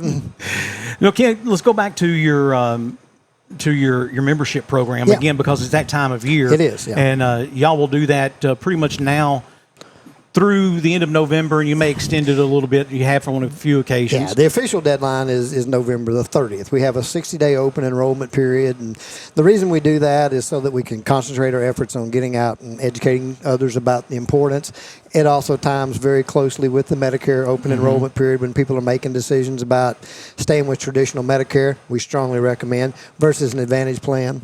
Advantage plans, if you are on an Advantage plan, you need a priority care membership to go along with it. That's where the vast majority of denials for services come through the Medicare Advantage plans. Medicare plans, pretty good if you're dealing with emergencies again, but still can be of benefit to pure Medicare recipients. But if you're on an Advantage plan, I would highly recommend it because I see so many people that have out-of-pocket costs. But we concentrate in that 60-day period around those enrollment periods so we can get the word out. Thank you for letting us come on today and talk about it. It's also important for me to point out also that this program it's called Priority Care. It's not ProMed Ambulance, it's Priority Care because we are in partnership with El Dorado Fire Department, which provides EMS inside the city. We joined those 2 programs together back in 1995 to save people from having to buy 2 separate memberships and have double cost when we're providing the same service. So you're covered no matter which service picks you up, ProMed or El Dorado Fire Department. So you're covered for one fee. And so that's why we do it during this open enrollment period so we can take advantage of that. Now, someone wants to sign up. Yeah, easy. You can just call and talk to us on the phone. Call ProMed Ambulance 1-800-634-0436 or 864-0911. Our number's well known here in the community for many, many years. But give us a call. We can take it over the phone and get your information. And they can take credit card, debit card, any type of electronic payment. Or you can just say, hey, I'm going to send you a check and I'll send it in 2 weeks. No problem. We'll sign you up, get you on today. During the open enrollment, you're effective immediately, and then we'll worry about getting the payment. Or you can go to our website. If you're one of those that likes to handle everything online, go to our website. There's a link on there. You go online, fill out your basic information, pay online. You're good to go. Okay. Outside the open enrollment period, you can still join. So if you happen to miss the open enrollment, and like I said, usually during the holidays, we like to extend it because people have got so many things on their mind, so many things on their plate. A lot of times you'll see us extend it through December, and we probably will this year because there's a lot of things on people's minds and they need time to think about it. But outside of that, let's say next year, there would be a 2-week waiting period before the benefits would take effect if you're not in the open enrollment period. But after 2 weeks, you'd have full benefit, and that's really to kind of protect us a little bit. Somebody saying, I got to go to Little Rock in the morning, I better get that membership. Yeah. So, but other than that, open enrollment period's effective day 1. Okay. Yeah. Good. That's awesome. Yeah. And so again, Priority Care, it covers both El Dorado Fire Department stuff that happens within the city limits, and then ProMed Ambulance things that happen outside the city limits. And sounds to me like, again, if you have a Medicare Advantage plan, then you definitely need it. I know you see it on Facebook. It's true. I mean, we just Medicare Advantage plans. They're now 52% for Medicare eligible enrollees. They have an Advantage plan, and the advantage is saving the government money and costing you money. Yeah, that's the advantage. So thank you, Obamacare. I'm not sure anyone's going to be able to fix it. Yep. Yeah, I don't know. It's tough. I don't know, and and we haven't even gotten into, and I won't. But I talk to Ken. We talk pretty regularly, not every week, but about every 8 to 10 days anyway. We'll be talking about something, and he's like, "Yeah, I'm in Washington D.C. We're lobbying Congress for this, or I'm on my way back from Little Rock. We had to go meet with the legislature about this." So Ken stays on top of the latest. And well, that's being in the business 40 years. I've got all the history. I know all the history of this stuff. Sure. So. But, and right now it's critical time. We've got a lot of that going on right now because you may have seen on our Facebook post or whatever, this government shutdown, because better than 60% of our revenue comes from Medicare, federal sources. And in Arkansas, there's a national ambulance fee schedule. So Medicare has a fee schedule they pay. Then in Arkansas, we get, based on our population density in rural areas, we get add-on bonuses to that base Medicare payment. If you live in a rural county, such as El Dorado, or a super rural county like Calhoun County, there's add-on payments on top of that. Those add-on payments expired September the 30th. They went away. So the government, in its infinite wisdom, said, well, we're probably going to get those renewed next week, so we'll just not pay any ambulance claims for next week. And then now it's 30 days. Week 1 went into week 2, went into week 3. We finally got some base payment pipeline opened back up, but the add-ons are still not there. So we're operating on, in some areas, on 22% less revenue right now. Man. So take 22% of your paycheck out, and so it's pretty tight right now. And but we are working. Our federal delegation has been very supportive. I have a call on Friday with Tom Cotton's office, and they've been very supportive in trying to help us, educate the politicians about why EMS is so important. We're the lifeline to healthcare, and in some rural communities, we're the only access to primary care. Sure. And so it's important that ambulance be there. Speaking of Tom Cotton, he called me yesterday and offered me an article that he had written, and told me I could have it exclusively for 24 hours if I wanted to publish it. Yeah. And so we did. We published it yesterday, and then I noticed it came out this morning, and it was an op-ed in the New York Times. But we had it before they did. Yeah. I made Bloomberg the other day. Did you really? I was quoted in Bloomberg, so I'm pinnacle of my career. You go, Ken. You take all that and the money you got from that. That's right. Yeah. Yeah. That's like I was in the radio world. If you're not talking about Billboard or used to be the old R&R, Radio and Records magazine. There's a publication called Radio Inc. Yeah. And I was on the cover of Radio Inc. one time, and it called me a wonder boy because I was young. Oh yeah. And needless to say, didn't know he went to tech. Yeah. Needless to say, I wasn't as flattered as they felt like I should have been with that. But, I hear you. But there was another cover that you and I and our entire sales staff were on. Yeah, one time. I think I saw that in your office. We made the cover of a magazine because Rolling Stones. Yeah, Rolling Stones. We had set some sales records and unheard of numbers for a market this size. Yeah, that was back in the day. Sure, we had fun. Well, we had more hair and less weight. Yeah, well, I probably didn't have less weight then. Oh, that's true. You're probably bigger then. I'm probably bigger then. Yeah, I really am. I'm the keeper of the archives for the Arkansas Ambulance Association, and so I have emails and memo printed documents back to 1988, 89, 90. That goes through all the history of reimbursement and funding. So every time we get in a crisis, what can you find? I got everything. So. May take me a minute, but I can find it. Speaking of taking a minute, we're going to take a quick break. We'll come back. We have more of Off the Back Porch right after this. Everybody loves a parade, and hilarious pizza throws parades all week long. Bring the family in for your favorites, or explore the variety that Larry's Pizza offers. Come join us at Larry's Pizza for the greatest parade ever. Spice up your tailgate with locally raised farm fresh products at Davis Farms Country Market, like the new Code 3 and Davis Double D Farm salsa, fresh from the field in locally grown purple hull peas, super sweet vine ripened cantaloupes, Arkansas made meals that are easy on your wallet and your time. And nothing says fall has arrived like mums and pumpkins. There are plenty to choose from at Davis Farms Country Market, 4523 Junction City Highway, or call 870-639-1323. Fitting a buck to hang on the wall rarely happens by accident. It starts with preparation, takes some skill, and often even a little luck. Country Village Sporting Goods is your headquarters for all three. Right now, check out a brand new shipment of feeders, so new that they're still pulling them out of the boxes. A huge selection of lacrosse boots and plenty of warm weather camo for that early season hunt. And of course, bow hunters can't go wrong with the sales and service at Country Village Sporting Goods, 965 Smackover Highway in El Dorado. Hey, welcome back for more of Off the Back Porch with Sandy and Boomer. And with us. Wait, hang on. Ken Kelley's with us, but I got a question. Isn't this the sports segment we're about to do? Yeah. Almost. We do We're sports almost coverage. We do sports coverage. Go ahead. All right, here in a minute. Yeah, here in a minute. And you know, I'm kind of anxious. And, I know, before you forget what you were thinking. Yeah, I had to remember some names. So, you know, earlier we talked about, is there a scene in a movie that makes you cry every time you see it? Is there a TV show that everyone loves or did love that you just don't get? That I don't understand? Yeah, that just, I don't understand the appeal. For me in the past, it was X-Files. I didn't get it. I mean, I watched a few episodes. I watched a few too. I never was. You know, there were some fanatics at that. Oh, yeah. Yeah. The one in New York with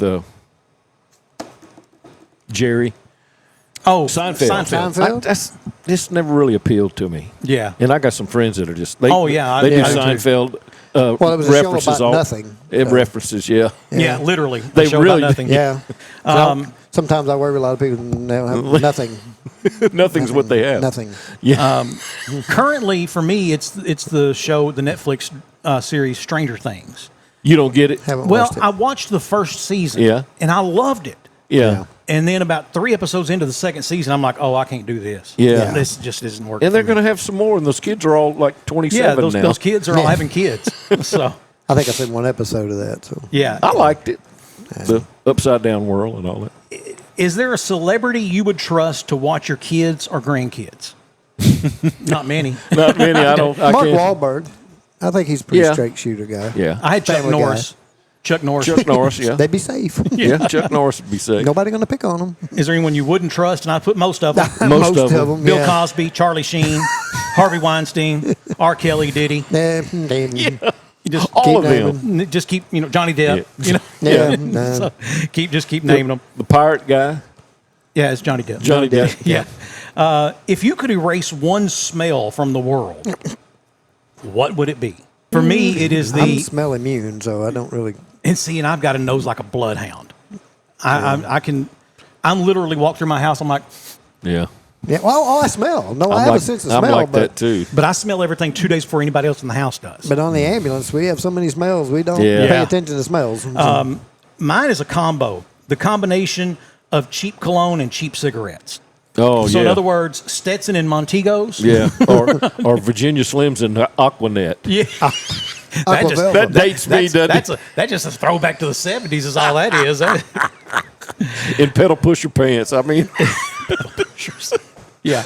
Oh, man. It's funny. My grandmother on my dad's side, she was a florist. She owned several flower shops around Houston. And her CB handle back in the day was pedal pusher. Pedal pusher. Yeah, pedal pusher. I had some good friends that in our friend group that her parents, there's always I don't know what you call them, but they was at the VFW and they kind of ran the VFW. Yeah. And so the kids were always up there because there's something going on all the time. They played bingo and they'd have a dance night. And, we lived in South Louisiana, so, you can just reach across and get you whatever beverage you wanted. But we had a dance that we called the VFW dance, like them Aquanet and Smokes, Virginia Slims. And with them pedal pushers on, brother, we had us a dance that, hey, y'all do the VFW dance before we get into it. So, is there a smell that takes you instantly back to childhood? Oh, yeah. Irish Spring soap. Yeah. That's all I use, incidentally. I don't want to use something else. Or the smell right before it rains. You know, that spring smell that you get right before it rains, that brings me back to my childhood. Yeah, what was those big white gardenias or Yeah. something? Had one of those outside my bedroom window, and we had the attic fan on, drawing the Oh, air in. Yeah. Gardenia Every stuff. time. Yeah, if I want to smell something from my childhood, I'm looking for bourbon and some other lady's house. No. Buddy wore Brute. Oh, Brute. Yeah. Oh, he's my kind of guy. Buddy wore There you Brute. go. I was a Brute guy. Yeah, he was. That I want to tell you. Brute, is that the little green bottle that had Yeah. the little police-looking badge on it? Had a badge Yeah, on All it the kids had wanted the badge a off the bottle, medallion-looking so we thing. could wear that and you to be the police officer when he was playing cops and robbers. And I'd see Daddy and not that I remember that. Not that you remember that. Spoke a lot of words on That's a lot of detail for nothing. He'd be in there and getting ready, and he'd be splashing that Brute on, and I'd say, "Daddy, where we going? We're going Gallon. Gallon. Gallon. We're going Gallon." For me, cold morning and sausage. That Takes you back. Yeah. Just I a thought cold, crisp I thought we morning. were talking about two smells we couldn't stand. Yeah, I thought we were on smells. We're back to our childhood. A cold morning with smelling sausage cooking. Yeah. That was always it for me. I'll be. Yeah. There you go. What is something you think everyone should experience at least once in their life? Oh, gosh. For me, trust. Full 100%, 100%. unadulterated trust in something. No doubt. It is the most freeing feeling. It is, yeah. To know that no matter what happens, somebody got your back. Fro and I have talked about that, and you and I have talked about that a lot, about how my wife, to a fault, has no mean bone in her body. She is just a totally, I don't know what the word would be, but Saint. she's a saint. That for sure. But martyr. Just to put up with me. Yeah, martyr. But she is a, you ever dated someone that you just, kept them kind of like that? You knew that it was, you couldn't trust that person? Well, yeah, that's Martha. You can trust her totally, that she's for you, boy. Mm-hmm. And I'm the kind of guy that, she bought me a sticker for my desk. It says it's all about me. And it is. It is. And if you ever doubt it, just refer back to the sticker. Yeah. Oh, my, I'm sorry. Yeah, trust. And it was designed to face outward, so when people came in, but Yeah, he said he's got it pointing toward him. No, I knew it. He already knew it. He said, "You didn't need to be reminded." Self-affirmation every day or something. Yeah, we'll be doing the podcast sometime. He'll say, "That's all great. Can we get to talking about it?" I'm back. Been gone, but I'm back. But yeah, trust. That that's full trust. 100% trust. I think Agreed. that's something. I think that's life changing. I think we could do that. I want. Can I give you another one? And this is, Sandy and I are big fishermen, and Sandy and I have been on them a few times but that feeling that you get when you're bass fishing and you hook onto it and it's a big one. My wife loves to brim fish, and I would always bring my bass tackle stuff. She goes, "Oh gosh, we're going to be so far from the bank, I can't fish now." I said, "I just know I see some activity." Well, the first time I caught a bass and set the hook, she says, "Oh my God, that looks fun." I said, "It's like no other feeling in the world." That's true. That's true. Fishing for a largemouth black bass is Yeah, and that's another. To me, about the only thing I think probably my favorite is to get on a whole bed of crappie. Yeah, no, that's because man, you just good grief, pulling them up. Yeah, yeah, and they fight, and of course I've taken Boomer before we sand bass fishing, and those white smallmouth sand bass, they're not any good to eat. But man, fun to catch. Oh my gosh, because they make a run. Because the male, they run. The males will be about 2.5 pounds, but a good sow, she'll go 4 pounds, and they fight they fight so much that they're nearly dead when you get them in the boat. Wow. And so took Boomer and man, we got on them. And the first day we didn't. First day we caught just a handful here or there. But man, the next day we got them just as fast as we could pull them in. Yeah. Wow. And I took my wife and I told her, I said, "Now look, if you've never been sand bass fishing, this is different. It's, I said, there's going to be times where we're both pulling them in the boat at the same time." Sure. And so we're fishing and we're just yanking them in, and big old sows. We got back in this little oxbow that is isolated from the river most of the year, but it was just flooded enough that we were able to like get to this stump and get out and push the boat over and then get back in there. And we got back in there. Gosh almighty, we got into them. Well, she gets this one and she's gets all the way to the boat and it slings itself off, which is pretty common for sand bass. But as it did, the line wrapped around it. And so she reaches down and yanks it and pulls it back in the boat. And I look over there at her, and she's got this huge monster. And I'm like, good gosh. We weigh 5.25 pounds. Wow. And like I said, they're not any good to eat. Yeah. Toss it back in the water. A few days later, we're sitting at home, and she said, I wonder what the state record is for a sand bass in Texas. And I was like, oh, I don't know, probably 7-8 pounds, I would guess. And looked it up, 5.15. Oh, no. Was the record. Y'all threw the record and back we threw a state record right back in that ox That'd be boat. my luck. Yeah. But Wow. if nothing else, at least it was able to go out there and breed and make more. There you go. That's the only thing. But she knows. Yeah, that's right. That's right. Is there a moment in your life where if you had a lifelong blooper reel, that there's one that would show up that you wouldn't mind sharing? I'll share mine first. Okay. My cousin Lewis and I, we both worked at the Coca-Cola company together. And like high school boys and young adult boys would do, we spent every dollar we made. Yeah. And but one Friday, we had this dune buggy we'd fixed up with a fiberglass body on an old Volkswagen frame. And we got off work, and we got someone who was older than us to go buy us a bunch of beer and stuff and put it all in the cooler. And we drove about 35, 40 miles south to this little lake called Red Hills Lake there in East Texas. And we spent the night just wrapped up in a sleeping bag in the seats of that dune buggy. We got up the next morning, and we go walking down towards the lake, and there's a pier and a little beach area and all that, and a bunch of girls over there. So, eventually we got to make our way around over there to talk to them. And we're both sipping on something. I don't know if it was Strawberry Hill or what. We both had alcoholic beverages in these 7-Eleven Big Gulp cups. There you go. At 7:30 in the morning. Yeah. And as 16-year-olds will do. Yes. And I don't remember. I ended up inviting a couple of them to come up there to our camper. We had some more liquor. And this guy that was with them said, I'm sorry, we're here with our church group. I have never felt this small.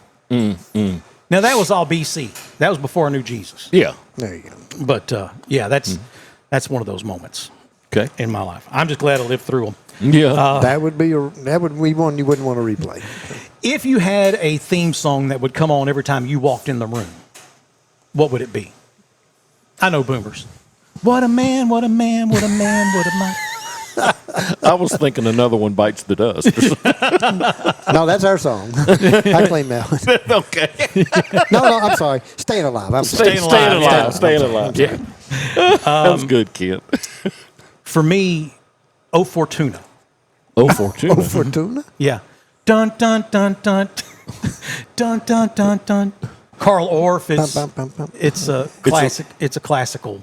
It's from the 1930s. It's no words? No. Oh, so it's just a... I've heard of it, but it's just an anthem. Okay, so, Flight of the Valkyries? Uh-huh. Dun, dun, dun, dun, dun. It's not that one. It's the other one. Yeah. Bump, bump, bump, bump. Yeah. Bump, bump. Yeah. And by the way, there are words, but they're all in Latin. Yeah. So it might as well not be any. Yeah. I can speak everything but Latin. Yeah. Converted all that stuff. It's all Greek to me. That's right. It's all that's Greek. Right. So, all right, Boomer. Okay. Here we go. All right. So I called it last week on the podcast, sitting right over there. Yeah. I said,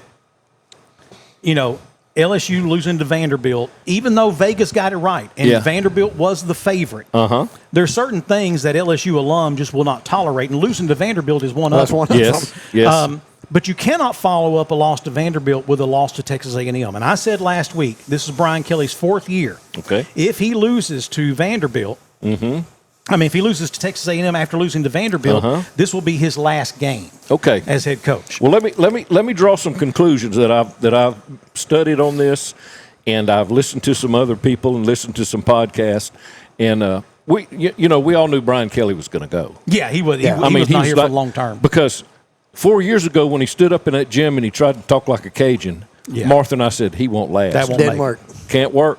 You can't come in and fake it and make right it. when you got there from Notre Dame. Right. Now, let me give you a common denominator to several things. Nick Saban, when he was there, won a national championship. Within the first 4 years. Won the SEC. Yep. Les Miles, when he was there, within the first 4 years. Won an SEC, won a championship, national championship. Now, that was Nick Saban's players. Hang on. Yeah, but he did right. win it. But you're right. But he did You're win right. And then Ed Orgeron came in and within 4 years won a SEC championship and won a national championship. Mm-hmm. You know what was common to all of those coaches? Or who was common to all those coaches? Who's that? The strength and conditioning coach from Texas A&M, the one Tommy Moffitt, who Brian Kelley fired the first day that he got to Baton Rouge. Yeah, and where's he at now? Texas A&M. And what's their record? It's better than LSU's, and they beat LSU like a drum. And I'm getting chills. I'm so mad at this. I can tell. I need to. You may have to get some of that equipment. But let me tell you what Tommy Moffitt did. You know those blocking dummies with the sleds and all that? Sure. Guess whose face he put on the sleds? Brian Kelley. Brian Kelley's. Yeah. And there were players saying, you know what, Coach Moffitt's been so fired up about this game all this week. He said, we just knew we just had to win it. We couldn't let him down. We couldn't let him down. We have to win it for him. Had to do it. Yep. Yeah. So Brian Kelley, the day he got there, fired the guy that was common to those three national championships in front of him. Yeah. And what happened to LSU? What happens to LSU all the time now in the second half? Yeah, they crater. They crumble. Yeah. And LSU has been known there. I can't tell you how many defensive backs are in the pros right now. Oh, they were DBU. They were defensive back university forever. That came from LSU. Yes. Yep. Absolutely. Anyway, that was the whole thing. Is you may beat LSU, but you had to beat them on the ground because you weren't going to throw against them back in the day. Back in the day. Yeah. So think about it. When they were number one in the nation, and Arkansas went to Baton Rouge and beat them in triple overtime, they beat them with Darren McFadden and Felix Jones. Yeah. Because you weren't going to throw anything against them. Exactly. You know, and who do you hire now? You know, they look into the Ole Miss coach, Lane Kiffin, and people saying, well, and then there's prognosticators that are saying, you know, you're going to have to pay them. You know, there's already people making $11 million a year. Mm-hmm. You're going to have to pay them, and for a storied coach and a position, a group like LSU has, the people behind it. I think the first guy the president needs to fire is the athletic director. Well, he's the one who gave that big buyout. Quit doing that to coaches all over. He gave that big buyout to Kelley and to Jimbo. Well, all the ADs across the country and university presidents need to get together and say, listen, son, quit giving them guys an end game.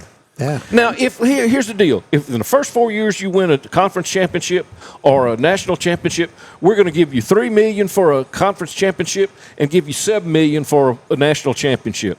So then you'll be making $20-something million a year. Yeah, earned credits. I mean, you got to earn it. Yeah, again, go back to Jimbo Fisher. I said Jimbo Watts. Jimbo Fisher, and he is still to this day being paid $16,800 a week to not coach. To not coach. Be a coach. I'll take that gig. And Kelley's buyout was $54 million, $53 million, and they try to negotiate that at the end. But you know, if you fire me, I'm gonna say I have no. There's no need for me to negotiate. I'll take just whatever it says right there. Yeah. How do you want to pay it out? All a lump sum, or you don't want to pay that out? Yeah. I've always thought that's the funniest thing to me. So like, and this was a question I asked Rush Limbaugh one time, and he was starting to answer me, and then something else came up. It was very public that he had just signed a $330 million 10-year contract with Premier Radio. Yeah, Premier. And I'm thinking, $330 million over 10 years, $33 million a year. How do you get paid on that? Yeah. Do you go down there every Friday to that lady's office at the corner of the building and just wait in line? She gives you a check. I think they'll do direct deposit. Direct deposit. And you don't ever get cash. No. Yeah, they do it in doubloons down in South Louisiana. Can I take it? King cakes. It's inside the king cake. We got etouffee and beads. Which one you want, baby? I saw a reel today of a bowl of gumbo on the front porch. It says, we going to a Fado-Do. Each child get 2 cups of gumbo. Happy Halloween. Happy Halloween. Had a bowl of gumbo. A pot. But anyway, so you know, it doesn't matter if we know or if we say anything. They're not going to call us and ask us in Baton Rouge. Probably not. But here's one thing that in his story before all this happened that Nick Saban said to ESPN. That's the one job that I quit. I wish I hadn't done that. Yeah. That's the biggest mistake that you know. What do you look back, like Sandy asked us a while ago, what do you look back and say he said, I wish I could change that. Now here's the deal. Nick Saban says, I'm enjoying what I'm doing now. he said, "Don't let him talk to Miss Terry." Because she'll put him back to work. Yeah. And that's what I'm hoping for. Because if Nick Saban comes back, it's not long term. Because how old's Nick? He's late 70s. Oh man, he's got to be 70 something. 3, maybe 70. Well, so you can look it up. But here's the deal: automatic recruits. Yeah. Oh, automatically. Nick Saban is known to win national championships. I don't know. He's got a bunch of them. About 11? Yeah. Something. 73. He's 73 years old. So you're going to get the recruits back at LSU. You're going to get all of them. You're going to get guys from Los Angeles. You're going to get the best players. You're going to be competing with Georgia and Alabama, and Alabama's not doing so well as you could if you had Nick Saban. Sure. Or you can hire Billy Napier that got fired from Florida, and he's a South Louisiana guy that came from USL or using Louisiana Lafayette, and hire him back, and then get Tommy Moffitt back, and you can let Tommy Moffitt tell him what to do. Because obviously it's working at A&M. That's the connection. Well, here's if I had my choice. I don't even think I would wish that on Nick Saban, because I think Nick in many interviews since then has admitted the game has almost passed him by in that with NIL. Yeah, with NIL. He said, there was a time where I used to go into a parent's living room and try to convince them, we're going to take care of your son. We're going to teach him how to be a man. We're going to do this and this and this. I said, now they don't want to hear any of that. They want to know, how much money are you bringing? Yeah. And he's like, all of a sudden, it's like we're not there about getting an education and playing football. Well, they're not. Welcome to the game, Nick. They're not there about getting an education and playing football. The living room's been replaced with the boardroom. Exactly. Now the decisions are made in the and boardroom. Nick doesn't like it. And he admittedly says that. Yeah. But still in all, if Nick Saban is coming, there's going to be some kids that go into the portal, and he can just grab them. And he would. And he would get them all. And he would get them. There would be no decision about that. But could Lane Kiffin do that? Yes. I mean, Lane Kiffin is the I would say the number one. He's the number one recruited coach right now. Now, I saw Paul Feinbaum the other day said, big ears, that let's make fun of how people look. Let's do that. Okay, I want to. But he said if given the choice between Florida and LSU, he would go to LSU. And who said that? Paul Feinbaum. Oh, if he himself, if you're asking him. He said if you're asking me to pick where Kiffin goes, he said he goes to LSU. And it boils back to what I said last week on the podcast, and that is, when it comes to expectations, look, LSU's not saying we expect you to win a natty this year. Yeah. But we sure expect you to be competitive for one. There needs to be some real good reasons why year 4 you're not getting one. And the real good reason they weren't getting one this year is because they now had their third loss. Right. And they lost games they shouldn't have lost. So that's why they fire him. But I really think if I'm LSU's board, I'll tell you who I'm going after. Lincoln Riley. He's not happy at USC. He isn't. He's been at Oklahoma. And so he has a reason that he wants to beat everybody. Yeah. And he's done yeoman's work. I like Lincoln. I was an OU fan. I lived there 10 years, and I like Lincoln Riley. I think he would be good. There's the talk of Gruden. I don't know. Gruden has said he wants to coach again. He said he wants to coach in the SEC. To me, Florida's a great fit for him. Yeah. I mean, he's a Florida guy in that he was in Tampa. He won a Super Bowl in Tampa. Yeah. And again, we talked about it last week. It's not like John Gruden got fired from the NFL because he couldn't coach or couldn't win. He got fired over some emails. Oh yeah. He got fired over some bad jokes. Yeah. Now I'm sure the people who he was making fun of and saying these things about wouldn't call it a joke, but let's just be honest for a second, okay? It's not like he was groping children or something, okay? He these were words. The old sticks and stones may break my bones. But all in all, so Gruden he can still coach. He still has the fire in him, evidently. And he's got the mind. He's definitely got the mindset. And for a guy, this is what amazes me. For a guy who is such a defensive-minded guru, he can look at a defense and he can read it. He can tell you exactly what to do to defeat that defense. And that's why he has John Gruden's quarterback room. You know, he gets those quarterbacks from the NFL and sits them down. He's like, hey, see that right there? That's what you missed. Yeah. And they're like, I know. He coaches them up. He knows how to do it. And there's a reason that every offseason the top 5 or 6 quarterbacks in college football go to Gruden's camp. Mm-hmm. You know. So who do we have? We've got Lincoln Riley and Lane Kiffin, Nick Saban, and Chucky. Yeah, and Chucky Doll. Yeah, John Gruden. You know, there's talk about Jimbo Fisher. I think that'd be a mistake. Yeah, I do too. I think that would be a mistake. We'd ought to get Tommy Tuberville to come back. He'd get out of politics. He has nothing to do right now. He's shut down right now. Yeah, they're not working. Not working. Good point, Kim. Let's see. I think, you know, that's probably, other than Saban, that's probably your 3 likely candidates. Yeah. Rhett Lashley, his name keeps coming up everywhere. Everywhere you churn. I want Arkansas to get Rhett Lashley. I don't. I just maybe I just have such a bad taste in my mouth last time we hired an SMU coach. Well, but I mean, now I say all that. Tom Herman, who was at Houston, at the University of Houston, ended up going to Texas. Mm-hmm.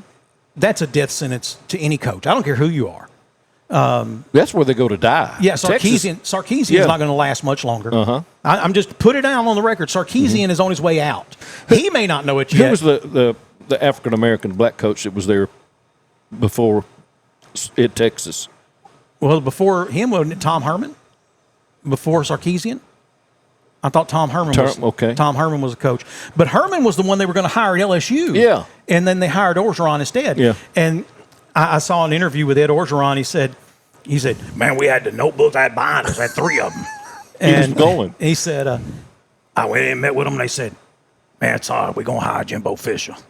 He's like, you making a mistake. I'm the coach you need for LSU. And he said the next morning he got up, and he was reading somewhere online or in a paper that they had basically come to agreement with Tom Herman, the coach at the University of Houston, to come to LSU.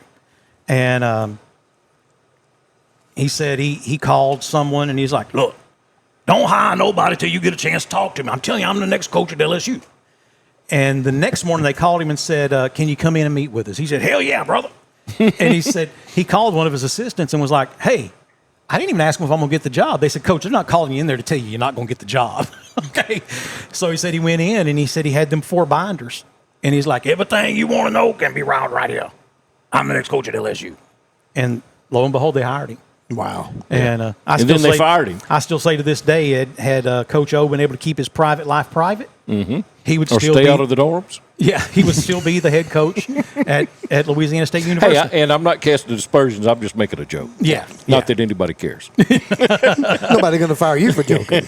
But I tell you what's interesting, Eli Drinkowitz. There's another I don't know one. that. I don't know him. He's the head coach at Missouri. Okay. And Drinkowitz is he's a high-profile name whose name Well, keeps how about the getting guy at tossed around. Vanderbilt? Yeah.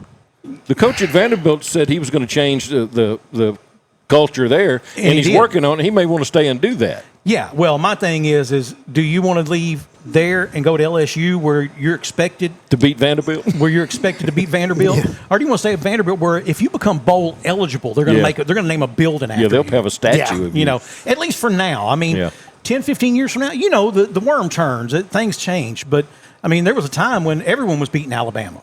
And it was a very short period of time, but they were. I mean, ULM beat Alabama. One time. Once. And, of course, I think they also beat Arkansas that same year. I was at that game. Man, I had friends who were at that game, and they were like, I've never been so stunned in my life. Yeah. There were some shocked fans that night. Just, terrible. Kind of like them Tiger fans when they won a national championship but lost to Arkansas that year. Yeah. So, I mean, I think your top candidates have to be Lane Kiffin, Lincoln Riley. Like I said, Riley's not happy at USC. No. He can't be. He's too competitive. Yeah. He's too competitive to be okay with what they have out there. By the way, wasn't it USC who went and got the quarterback from Tennessee? You know, the guy who thought he was worth a whole lot more than what he was? Yeah. What was his name again? It doesn't matter because nobody remembers it. Yeah, I don't remember. Yeah, how'd his that name. work out? Didn't work out at all. Speaking of Tennessee, Tony V. I'm glad to see him send his ass somewhere else. Tony Vitello going to coach the Giants. Yeah. And I go back to That's all good and fine. Mm-hmm. And listen, I know people who know Tony Vitello, and they say, man, he's a great guy. I'm like, great. Good. Not a coach, but great. But you can't holler at my coach and then expect me to like you. Yeah. That'd be like you beating up my kid. You and my kid may get along after that, but that doesn't mean I'm going to like you, you know? And that's something else Kelley does is holler. You know, and I know in a context you can, you can correct a player rather vigorously. But when your quarterback comes off the field and has called a timeout because the play didn't get into him in time, and you're using the F word at him and hollering in his face on national TV while you're losing to Texas A&M, that was a dead giveaway for me. I said he doesn't know how to treat players. Yeah. Well, the stories since Sunday that have come out have been horrific. I mean, there's a player, and I'm sorry I don't remember his name. I wide receiver committed it to memory, but from Notre Dame, who said that. Man, he said, when I'm first string and I'm playing well, he said, I heard from Coach every day, just a text. Hey, man, really appreciate what you're doing. Really appreciate the effort you're putting in. He said, the moment I got injured, I have not talked to that man since. Wow. And he said, and I hurt myself. I played through pain and hurt myself permanently, so I can't play football anymore for him. But you're not needed anymore. But that's how you're, it's kind of like they say about the mafia. You're only as good as your last envelope, and so Brian Kelley, they're speaking the of envelopes, there's some fellas that figured they could run a poker game and they could fix them. Look here. Here's what we're gonna do. We're gonna get this counting machine that reads everything, and then we're gonna get this X-ray machine up on the. You mean to tell me they got an X-ray machine? He said, "Yeah, we can see their cards." Isn't that crazy? I mean, and they're thinking this guy's got money. He's an NBA player. He doesn't need to win no money. He said this is just a privilege to pay in this game until you lose thousands and thousands every Millions. time. Yeah, well, I mean, eventually, big money. Did you see? I saw Michael Irving. Now, let me tell you, when Michael Irving comes out and says, "Hey, fellas, come on, man," it's pretty bad. Okay, this is Michael Irving. Strippers, hotel rooms, cocaine. That guy. Yeah, when that guy says, "Whoa," this may be a little bit overboard. Yeah. But he came out the other day. He said, "Man," he said, "I'm looking at so and so," and I think it was Chauncey Billups. He's like, "Dude makes $9 million a year. What are you hoping to gain? What is Chauncey doing? What are you doing at this game?" Well, here's the thing: when we decided that we weren't going to call it gambling anymore, and we decided we would call it gaming, and we were going to leave it up to the states, and every state can approve it or not approve it, and you can have your own. Whatever, it's called in your state and gamble. But they will, Vegas will take a bet on anything. Yes. Over and under, that's just a simple way to do it. They'll take a bet if if number 3 is going to score a touchdown in the third quarter. If you want to take that, they'll take it. They'll take it. And they'll be the opposite. Said you say win or lose, up or down, and they'll take the opposite. Well, that's too easy to cheat. Those things are way too easy to cheat when you said you'll take a bet on the number 3 catching a pass between the 30 and the 40 in the third quarter. That's too easy to cheat. Yes. And so that if you're going to cheat it, you got that guy that says he's not going to catch that pass in the third quarter, so you can bet the under on it, and you can call all these people, and they bet millions on the under. It's too easy to cheat now. Well, here's the thing. People are going to gamble. Regardless of what you call it, and regardless of how legal it is. Listen, when I was a high school kid, I worked part-time for Coca-Cola. I'd get out of school at 1 o'clock. I went to work at Coca-Cola till about 5:30. Minimum wage was $3.35 an hour. I wasn't making a lot of money, okay? But one thing I made sure to do was every Friday I had me a roll of quarters. Because every Friday a group of us would stand back there in that warehouse and pitch quarters up against the wall. And I remember one week in particular, there was a full-time guy who worked in the warehouse, and we took most of his check because he just wouldn't quit. And I've seen that. And that's skill now. Dude, stop. This is skill, but maybe. Well, I mean, you can be skillful at it. You can be skillful, but you can be bad at it and not wanting to quit.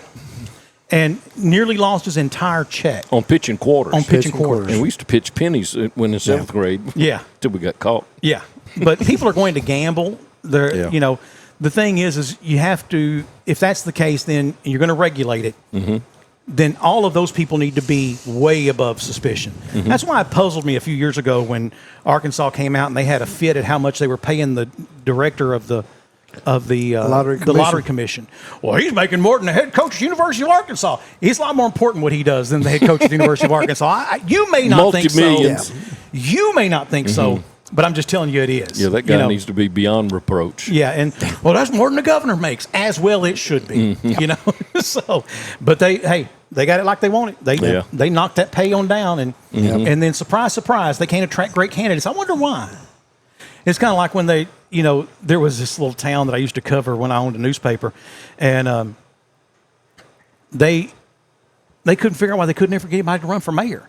Well, it paid like $11 a week. There you go. Now, that was a ceremonial position, but they legally had to have it to hold city council meetings, right? Mm-hmm. It paid $11 a week.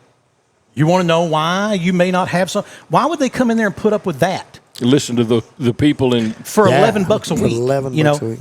So I remember finally they moved forward. By gosh, our mayor's going to be full time, and we're going to pay him $25,500 a year. Oh, okay. And that's kind of like $11 a week. Next thing you know, you have 15 people on the ballot. Yeah, there was like 11 people on the ballot. Yeah. Went to a runoff. Sure. And Edwin Edwards won. He won them all. But it was either him or David Duke. So again, not a hard choice. Not a hard choice. Not a hard choice at all. But yeah, I think the only person I pick Crowley every time over David Duke. I think the only person who was more shocked than Edwin Edwards that he lost to Buddy Romer was Buddy Romer. Buddy Romer went, how did this happen? How did I win this? He had Carlos Marcellus on his side. Ooh. There's a name. There you go. Yeah. So Carlos Marcellus, who was allegedly the head crime family of New Orleans, the head of the Gambinos in New Orleans, and not allegedly. He was never found guilty of that. No, he was deported, but he was never found guilty. Well, I want to tell you, instead of him going to prison, the governor of Louisiana went to prison instead. Yep. That shows you how he didn't. Pretty connected. But let me just tell y'all something. Edwin Edwards never spent a day in prison. Okay, he was there for one interview with 2020. He was at the country club after that. Radio station I had at the time, we were what called Louisiana Network News affiliate. Every hour on the hour, Louisiana Network News would come on. 8 o'clock. Governor Edwin Edwards reports to federal penitentiary in Oklahoma City today based on this scandal, blah, blah, blah, blah, along with his co-conspirators, Stephen Edwards, Gus DeBartolo Jr., and you remember names like the guy from Shreveport that have Farmer Seafood, Gus Majalis. Yeah, Gus Majalis. They all report to federal prison today. It wasn't 20 minutes later. Stephen Edwards, Edwin Edwards, and a local casino owner walked into my radio station. I said, Governor, I have to admit, I'm a little surprised. And he said, why is that?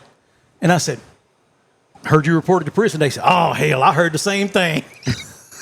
I thought it was in Texarkana that he was supposed to report to. Maybe it was. Wherever it was, he wasn't there. He wasn't there. He wasn't where he said he was. He wasn't there. He was straight. You got to keep that jet. But, my whole thing was Edwin Edwards said, look, we got 5 riverboat licenses. Why should we just give them to the first son bitch who walked through here? Why not find out who's worthy? Who's worthy? And Eddie DeBartolo Jr. and Gus Majalis. Said, we can figure out who's worthy. We can figure that out for you, Governor. Don't worry about it. We'll take care of it. Oh, man. Wow. I had back in the 80s, I got involved with a guy named Dickie Williams. And this was in Oklahoma. I had a business partner that was from Berwick, Louisiana, and was somewhat connected, had a good business down there, and so he came to Oklahoma to try to seek fame and fortune, and I got into business with him, and next thing I know, we're going to some ships that this company is going to clean out the BSW, the bottoms of ships, and then recycle the oil, and we're going to be involved in all this, and they need me to go follow this ship from the port up to yada yada yada. So I met Dickie Williams in Alexandria. Got in his car with him, and we drove to New Orleans. He said, I got to stop off at an office first and check on something. He said, and then we'll go. So I walk in this office, and it's plush, red carpet, and I mean, it's plush all over. It's real plush. Nobody in there. And so the vestibule, or whatever you call it, the reception area, and then there's the door over here, and it's another office, and it's all a different color green. It's all decorated, and it looks beautiful. So I'm standing in the doorway, and Dickie's in there fumbling through some stuff, and I said, Dickie, I said, whose office is this? And I mean, there's nobody there. He said, it's Carlos Marcellus. I stepped back out of that. I'll be outside. I stepped back out of that door. I went, he goes, no. He said, I'm not involved in anything illegal. He said, I'm just. Yes, you are. I'm on the up. He said, the business door. We're in on the upside. I said, Dick, I got to go. I said, you got to bring me back to my car. And I'm like 25, 26 years old at the time. He said, oh, no, come on, man. I said, nope, I'm out. I said, take me back to Alexandria to my car. And I made him. I said, if you don't take me, I'm going to get a bus or something. I am not going with you on no boat up the river for Carlos Marcellus or nobody. And so I drive all the way back to Oklahoma and take my little self, and I go back to my daddy's house and told him what happened. He says, I told you not to go down there. I told you not to be messing around with him, boy. Not to go down there. Taught you good, boy. I'm glad you're back. One of my favorite Carlos Marcellus stories came from Rodney Wimberly. Did it? Yeah. Really? And when Rodney was in college, and I don't remember, did he go to LSU? I don't know. Yeah, I think he did. But anyways, he and his roommate's dad was the colonel for the Louisiana State Police. And so one weekend he's going home with his roommate. He said they pull up. He said, Sandy, it's everything you ever pictured in a South Louisiana plot. He said, big live oaks, stately oaks, lining the driveway. Moss on the tree. Yeah. He said big, huge white columns on this Southern plantation home. And he said, we walked in, and he said, there's his dad, the colonel of the state police, and Carlos Marcellus sitting there, both having a whiskey. Everything you pictured. And he said, okay. We all right? Now, I never had any dealings whatsoever with Carlos Marcellus. Let me be very clear about that. Yeah. Zero. But you did have a bag of cash. That's a whole other story. You don't have to go into it. It was totally up and up. Yes, it was all in the up and up. I was running the campaign. The statute of limitations, isn't there? I hope so. I was running the campaign for a guy. And in certain areas of the nation, the sheriff is the most powerful position in a parish. I mean, a county. Especially Louisiana. Yeah, in a parish. And we had a plan. We're just a few days away from Election Day, and we're about $10,000 short. We need $10,000. And man, we've tapped every resource we can tap. His mama done cooked fried pies and spread all over the parish at $1 a piece. I mean, everyone we know is tapped out. Yeah. I have a friend, I may or may not have had a friend who was a car dealer in Texas who calls me and says, hey, I need you to come get this brand new such and such and drive it, which was a common deal for me. They would do that all the time. They would give me a vehicle to drive for a week, and we'd talk about it on the radio. Mm-hmm. I had a new vehicle every week. And I was like, man, I appreciate it. I just keep what I got. I can't. Can't leave right now. I've got stuff. And he's like, come get this Jeep now. Okay. So I look at my candidate and said, man, look, I'll back 45 minutes. And he's like, take your time, whatever you need. I'll be right here, sitting in my office. I leave. I drive over there to that dealership. He hands me the key, said, now I need you to go here. And I don't remember the exact address, 11620 Burt Coons. I said, not that you remember. I'm glad I'm sitting facing the doors and the windows you here see today. What's coming in? Yeah. I'm just saying it could have been that, but it was a 5-digit number. Could have been. But I remember saying, 11620 Burt Coons. That's Farmer Seafood. And he's like, yeah. That's Gus Majalis. And he's like, yeah. Am I supposed to take him the Jeep? He said, just go see him. I'm going to prison. I know now I'm going to prison. So I drive over there, and I pull up, and there's a guy with no neck standing out there. He's like, you Sandy, pull around back. So I pull around back to the loading dock. Couple guys standing out there in big coats, and it's hot. They don't care. They're not looking me in the eye at all. And I'm just like, and next thing I know, a gentleman who could or could not have been Gus Majalis walks out, and I said, Mr. Majalis? He said, Mr. Majalis is ass. How are you, Sandy? I said, I'm fine. How are you, sir? And he said, and this guy walks over there with an Albertsons grocery bag. And it's folded nice and neat. And he went to hand it to me. I was like, I want my fingerprints on that. I said, it's unlocked. He goes over and puts it in the passenger seat. And to this day, I can truthfully testify in court that I do not know what was in that bag. I never opened it. I never looked in it. It was none of my business. And I drove back to my office.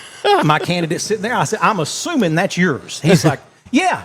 And he gets up, he walks outside. He opens the door to that Jeep. He takes that grocery bag out. He puts it in his Jeep. He comes back in and says, start writing checks. We're good. Okay. I don't know. That's the whole story. Wow. So, Mr. Sanford, now, looking back on this, let me ask you this question, yes or no question. I'm not answering questions. If you want to question me, you have to have my attorney here. You said you wanted to talk. I just want to talk to you. Statute of limitations. He's going to claim it. That's what happened. I got a visit one day from 2 FBI agents who said they wanted to talk to me, that we just want to talk for a minute. I'm like, oh, yeah, absolutely. Every indication is it's going to be fine. And it's all good until he slides this envelope over in front of me. I just looked at it. I didn't even touch the envelope. I was like, what's that? He said, you can open it. I said, what's in it? And he said, there's a picture of you. I said, I know what I look like. Why do I want to open that? He said, open the envelope. So I did. I opened the envelope, and there is a picture of me handing an envelope that I know has money in it to an individual. And he said, I want to know what's in that envelope. I said, oh, I'm sorry. You said you wanted to talk. The moment you asked a question, this became an interrogation. I'll get with my attorney and we'll set up a time to come talk to you. And I got up and walked out of the room. And I left it I was a young kid. I didn't know any better, but I knew I didn't want to answer questions. Yeah, you knew enough to know. You get the conversation here. And end of conversation. The next day, my attorney set up a time and we went and met with them and I answered all their questions as truthfully as I could recall. And that was one of 3 times that I've been interviewed by the FBI. You know, that happened to me, and not near as bad as that. But when I was in Oklahoma, there was a lot of thieving going on in the oil field, and I got the OSBI twice come and interrogate me, and you know, they were trying to get stories about what was going on with other people. Then they started asking, I said, and I did that. I said, we're just not talking anymore if you start asking me questions about me. I don't know nothing about me. Not today. Sorry, I can't answer questions today. Not today. Yeah. Let me just say this, ladies and gentlemen, boys and girls of all ages. And I've told my kids this, that they were this taught. You never talk to the police as a minor without your parent there. Yeah.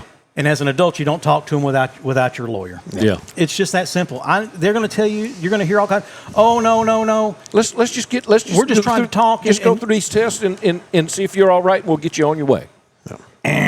You are not how it works. You're not going to walk that line taking 9 steps, feet in front of the other. It's not. You can't do it. Those tests are not designed for you to pass. Even if you are sober. Yeah. And you sure don't want to talk when they start hooking up little suction cups to you and the blood pressure cuff. And yeah. Not good. Yeah. That.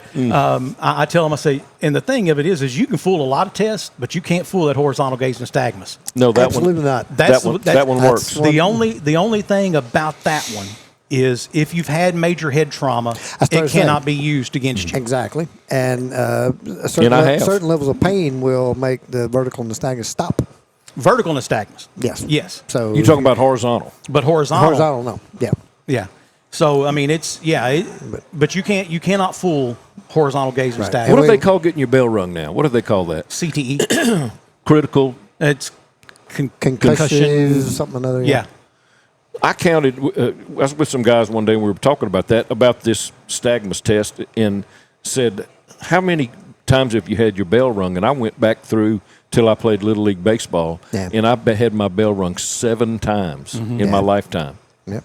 And then if you go under anesthesia that just changes a lot of stuff too. And I've been under anesthesia a whole bunch at this age. And if you drink some stuff you made out there behind the barn, it can mess your mind up too. No. and I will that would just fly clear, airplanes. I will just get clear. We get asked this a lot of times on the ambulance. Yeah. Oxygen, administering oxygen will not change your blood alcohol level. No. Okay, so just because you call the ambulance because you've indulged and you think, well, if I get some oxygen from them, I'll be good. It does not work that way. It does not. And believe me, there's That's expensive. there's a lot of math to figure out what your blood alcohol was at the time of that accident compared to when they draw it or you blow. Or incidentally, never ever agree to blow in that machine. Don't do it. Just let them arrest you and take you to the station. Let them take you in, and you'll lose your license for 6 months. Do a blood? No, you don't let them do anything.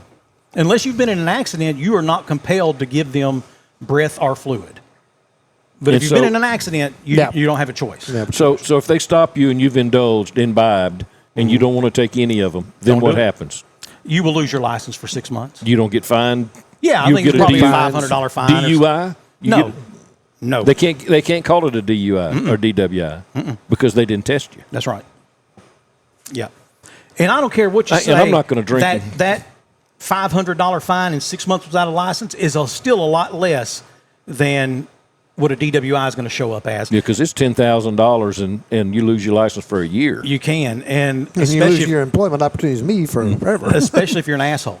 Yeah. You know, that's, I mean, when I ran a DWI checkpoint. I mean, not just a checkpoint, but a task force. Oh, task force. That our whole deal was that's all me and my guys were out there for was traffic stops for DWIs. And you know, I've heard every story. I've heard, man, that's mouthwash. I know what mouthwash smells like, and here's the thing: alcohol does not have a smell. And I used to have to get on to my guys that worked for me. They'd write in their report, I could smell alcohol emanating from his breath. So, no, you can't. You can't smell alcohol. You smell intoxicants, but you can't smell alcohol. And but the thing is, it's not your breath. It's your diaphragm. That's where it stores up. And when you blow in that machine, at that point, it's over.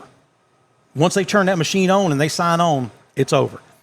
I had a lady I stopped one time, and the only reason I stopped her, I wasn't even supposed to be on duty. Middle of the afternoon, other sergeant called in, so I'm on duty. I've got a guy fresh out of the academy. I mean, fresh out on patrol with me. We pull up to a red light in this little town. They're blinking red this way and yellow this way. Mm-hmm. And she's 2 intersections down at a blinking yellow light, but she stopped. She's just sitting there in the middle of the road. So I pull down there. I get in behind her, turn my lights on. I'm thinking she broke down. I get out. I walk all the way to her window. She sees me and says, "Oh," and punches it and drives off. Well, now I got to stop you, you know. So I get her pulled over about from here to that wall from the state line. And I start talking to her, and I can tell she's hammered. Yeah. You know, and I just asked her, said, "Have you been drinking this evening?" And she's like, "Okay, I admit it, I'm drunk." I'm like, whoa, hold on a second. I'm pointing at the microphone on my chest. I'm like, hold on. Point at the camera over my shoulder. Hold on a minute. We don't know that. And, man, I tried everything in the world to let this woman go. Her husband's in there. He's had more to drink than she has, so I can't let him drive. She got a 17-year-old daughter in there with her, but she don't have a driver's license. I asked her if there's anybody we can call who can come get her. She says no. I'm trying everything. Get her over to the jail, and I call the state trooper because at that time I was not certified to run the intoxilizer machine. Yeah. And so I call the state trooper, and he comes over, and I'm like, man, I've been trying to figure out a way to let this woman go, but she tells me there's nobody I can call, and blah, blah, blah. And he's like, you've done due diligence, you know. And so he turns the machine on, he signs on. She says, my sister. I can call my sister. It's too late now. Yeah. He done turned that machine on. Mm-hmm. It's too late. So she's going to have to blow. She does. Blows like a 0.29 or something. It was some huge number. And 3 or 4 times the legal limit. And but she calls her sister who can at least come get her husband and her kids and her vehicle and take it back to her house. Well, her sister shows up, and her sister comes in there and she starts showing out. And I mean, cussing us, throwing stuff. I'm like, hold on a minute. You know, and this, I mean, it was all fun and games till she spit on me. Uh-oh. The girl that we arrested spit on me because now her sister's mad, so she's going to be mad too. Yeah. And that trooper leans over to me and said, you know, that statute for OMVI, and that's what they call it in Louisiana, operating a motor vehicle while intoxicated, OMVI, and I don't remember the number, 1298 or whatever it is. He said, you can put a dash at the end of that and put a letter after that, and it becomes a felony. And I was like, yeah. He said, didn't you tell me she had a juvenile in the vehicle? I said, 3 of them. He said, put you a dash and 3 J's behind the end of that. And so I did, just knowing the DA is going to plead this down to a first offense, and she'll pay the $385, and that'll be that. She wants to go to court. She'll eat up with it. She wants to go to court, and I think I went to court 8 times on that citation, on that single arrest. Wow! It got continued 7 times. Yeah, and now it didn't bother me because DeSoto Parish had to pay me $50 for every time I showed up. Look at the cost of the system, though. Yeah, but that's exactly right. And so, did you get time? No, when it finally did go the 8th time, and I'm on the stand and I'm testifying, and at one point, our lawyer, he thinks he's on a roll or something. He's asking me the same question like 3 times in a row, and I'm just one-word answers. That's another thing. When you testify in court, one word. Yeah, don't embellish anything. Yeah. Just if it can be answered with yes or no, answer it with yes or no. And or maybe. Don't say maybe. Don't say maybe. Never say maybe. But every time I would say something that was contrary to make her look bad, she would make faces at me. And so finally I said, I'm sorry. And I looked at the judge and said, Your Honor, could you ask the defendant to please quit making faces at me while I'm testifying? And she said, I wasn't. And the bailiff says, yes, you were. I've been watching you do it the whole time. And the judge said, look, we can hold this trial without you. Yeah. He told her, he said, I can lock you up. Now, if you want to stay for the rest of your trial. Anyways, her lawyer that broke his rhythm, I guess. He decided he didn't want to go anymore. And anyways, they take a little break, and the DA walks over to me. This is how I knew that our DA was serious, though. This is a normal traffic offense. There was a lady that used to prosecute all those, and she was young and not a very good prosecutor. And they let her kind of cut her teeth on those. This guy that was doing my trial for this lady, he was the guy who had just got through doing a death penalty trial and won. So he's like their heavy hitter.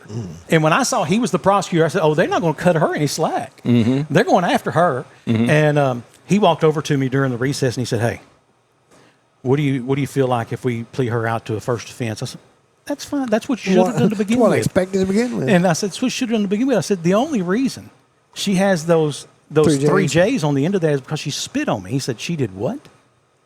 And he said, hang on a minute. He walks back over. He said, we're going to plea her out to first offense. He said, but we're going for maximum. He said, $999 fine, and she has to do up to 6 months in jail. He said, I'll let her do weekends. He said, but that's the plea. It's either that or she's got to take we're going to go to trial on felonies. Wow.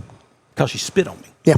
And serious stuff. Yeah, it is. And that's why you just what year was be that? Respectful. That would have been 1997. Yeah.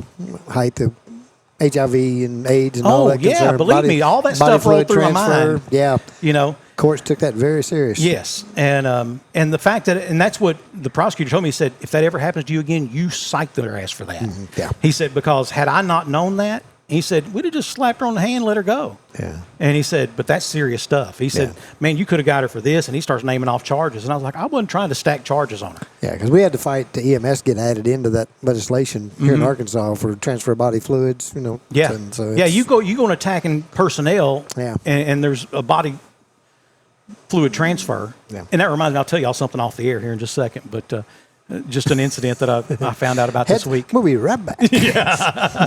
So anyway, to wrap all that up is, if a yes or no question can be answered yes or no, answer it that way. Don't blow in that machine. And don't take any of those tests on the side of the road. Don't do that. Because they're not designed for you to pass. They're all designed to fail you. And yeah. They're not designed. I mean, look, you can be a gymnast who's most nimble on your feet, and you're going to have a hard time with that 9-step turn, that 9-step and 3-step turn. I have that trouble just because of knee pain. I would fail every time. You can't do that barrel roll thing. No. On that video. No. She goes, I can't do that. He goes, well, I'm drunk. Pirouette, barrel roll. He said, how about a barrel roll? He says, I can't do that. I'm drunk. I have a friend who got stopped one time, and he went through all the field sobriety tests, and they're letting him go. And one of the things they had asked him to do, and I'd never heard of this one, was a figure 4. Stand on one leg, put the other one over your knee, and then you do the that. I sure And couldn't said- do that. Said the cops were walking off, and he said, "Hey, officer, I can also do a figure 8." And they took his ass to jail. He had it beat. He had it beat until he smarted off. Until he told him, "I can also do a figure 8." One and fell over. Yeah. All right, we're going to take a break. When we come back, we'll have more of Off the Back Porch right after this. Bad things happen, and of course, they never happen at the right time. Maybe it's just a little bump and cosmetic damage, or it's turned into a huge insurance claim, and you just don't know where to go next. That's why so many of your neighbors and friends call on Cook's Body Shop in El Dorado. From the minor to the major, Cook's Body Shop is in your corner. Need someone to help you deal with insurance? Look to Cook's. Need advice on what to do next? Look to Cook's. Need a free estimate? Look to Cook's. Bad things are going to happen, and when they do, look to Cook's. Homes are typically heated or cooled 24/7, 365, using nearly half of all home energy. That new stainless steel refrigerator may look cool, but upgrading to the quietest and most efficient HVAC system can have much greater rewards. Choose a system with a Wi-Fi-enabled thermostat, so the most important appliance in the house is also the smartest, allowing you to set the perfect comfort level from anywhere. Presented by Lennox. Learn what perfect feels like at Lennox.com. Derek Henry. Hey, Jake from State Farm. I saved so much bundling, it inspired my workout. Auto! Home! Okay. And this is Auto again, right? Auto! Hey, this is my living room. Home! Bundling. Just another way to save with the personal price plan. The dog isn't allowed on the couch, Derek. Like a good neighbor, State Farm is there. Hey, welcome back for more of Off the Back Porch with Sandy and Boomer and our good friend Ken Kelley. Hello, and hello. Ken, here we are. This is one of mine and Boomer's favorite places, and that is Main Street Pizza. Oh, mine too. Yeah, I tell him all the time, my thing is my pizza is always the same. Every time. Consistent. I've never come in where I was like, it just wasn't as good this time. That's never happened. Well, there's a guy that makes the pizzas that obviously taught the rest of them how to make it. Yeah, I think so. That's I him think right so. there walking over there. Yeah. And he is good at making pizzas. We had Donnie. We had Donnie Clayton, obviously the owner of Main Street, on with us a few weeks Dynamic ago. dorm mates in college. Yeah. Oh, yeah. And he was telling us, he said that, when it says 900 milliliters of water, that didn't mean 850. It's 900. He said they follow their recipe very strictly and very specifically. And so, again, it's one of our favorite I worked places. for Johnny's Pizza when I was in high school and college, and that's what made us consistent. I love the Johnny's Pizza, by the way. You had to follow the recipe. I was the dough master. They would deliver to the dorm at Tech when I was there. Oh, yeah. We'd get a pizza. That's why I weighed as much as I did. We'd get a pizza every night at 10 o'clock. Yeah. Yep. Sweep the kitchen. Yeah. Yeah, and then they moved to the Sweep the the Swamp. Yep. Yes, sir. Yeah. Speaking of swamps, let's have a Florida man. How about that? I'm ready. All right. This one comes from Ocala, Florida. A Florida man was arrested Thursday evening after leading police on a low-speed chase through several neighborhoods on a stolen moped while clutching a pack of raw pork chops and a for sale sign. What? I heard that. He was on a moped? Yep. A moped. Let me get this picture. Some pork chops? With some pork chops and a for sale sign. Okay. Had a cardboard license plate on the back of it. DUIX6. Yeah. According to Marion County Sheriff's deputies, they responded to a report of a man riding erratically on a red moped outside the Dollar General. Witnesses said the man, later identified as 41-year-old Dwayne Bubba Tiller, was waving a pork chop like a victory flag, yelling he was starting a mobile barbecue business. Oh, my Lord. When deputies attempted to stop him, Bubba allegedly sped away, topped out at 27 miles per hour, right after he had shouted, "You can't arrest me, I'm an entrepreneur." I always think it's funny, the things people say before they take off. You can't arrest me, I'm an entrepreneur. The pursuit wound through several residential streets before ending when Bubba tried to drive the moped through a yard sale, knocking over a table of decorative birdhouses and a box labeled free VHS tapes. That was in the police officer's report. Oh, no. Man. When asked why he was carrying a for sale sign, he told officers he planned to use it for marketing once he got the pork chops grilled and business picked up. He was put for sale pork. Yeah. He could write pork chops in or something. He admitted the pork chops also weren't his, that he had borrowed them from the Winn-Dixie. Borrowed them. The moped also was confirmed to be stolen from a local RV park. Deputies noted that Bubba was polite throughout his arrest and even offered to cook the officers dinner if someone could spot him some lighter fluid. Because that's what we want to do. That's right. This guy in jail. Get Get him a pit and some lighter fluid. Let's just see if anything bad happens. Oh, man. He was charged with petty theft, resisting arrest, and operating a stolen vehicle without a license. The pork chops were returned to the store but deemed unfit for resale, so given to the local Salvation Army. You know, I'm sure things happen in other states, but boy, Florida really has doesn't it? A whole bunch of them. Here's another one. Weather's too nice. They don't have anything that keeps them indoors. Yeah. You're right. This one happened in Tampa. Okay. At the airport. Uh-huh. Well, there's a lot of airport stuff in Florida. Have you ever noticed that? Yeah. Airport police have arrested 2 men who had been secretly living inside Tampa International for several days after sneaking past security and setting up what authorities described as a cozy hideout inside a closed magazine and travel store. Oh, yeah, just inside one of the, They just got in one of them cubicles that closed down evidently and got behind a rack or something. The tree, Yeah. According to the arrest report, 38-year-old Brad Minton and 42-year-old Kurt Beasley. So Brad and Kurt were discovered after a janitor noticed a blanket fort and the smell of beef jerky. Surveillance footage. Blanket fort. They were 12. Showed the men freely moving through parts of the airport, sleeping in rotating terminals, showering in family restrooms, charging their phones in massage chairs. Officials believe they had been there for 4 days before being caught. When questioned, Brad allegedly told officers, "We weren't hiding, we were thriving. It's basically free rent with air conditioning." and they would steal from food courts at night, I guess, or something. Well, we get to this. Kurt claimed they were testing a new lifestyle brand called Terminal Living, and they were doing pre-show research for an upcoming television series called You Live Where. And Terminal Living is what we all do, but they meant Terminal of the Airport. Terminal of the Airport. Yeah. Officers noted the pair had a fashioned and impressive survival setup, including blankets from lost luggage, a stash of unopened airplane snacks, a coffee maker that was evidently stolen from the Delta Lounge, and what one officer described as a surprisingly detailed airport map with nap time schedules. Meanwhile, what was the Federal Air Transport Authority security screeners doing? Yes, exactly. Well, it's government shutdown. He's past all them. Yeah. He was past all them. Yeah. You know that was the original abbreviation for TSA. What's that? The Federal Aviation Transport Authority security screeners. That's close, but Federal Air Transport Authority. Farts. No, you're still close. Federal Air Transportation Authority. FATA. Security screeners. Fat ass security. It did not work. Yeah, that doesn't work very well. They had to go to TSA.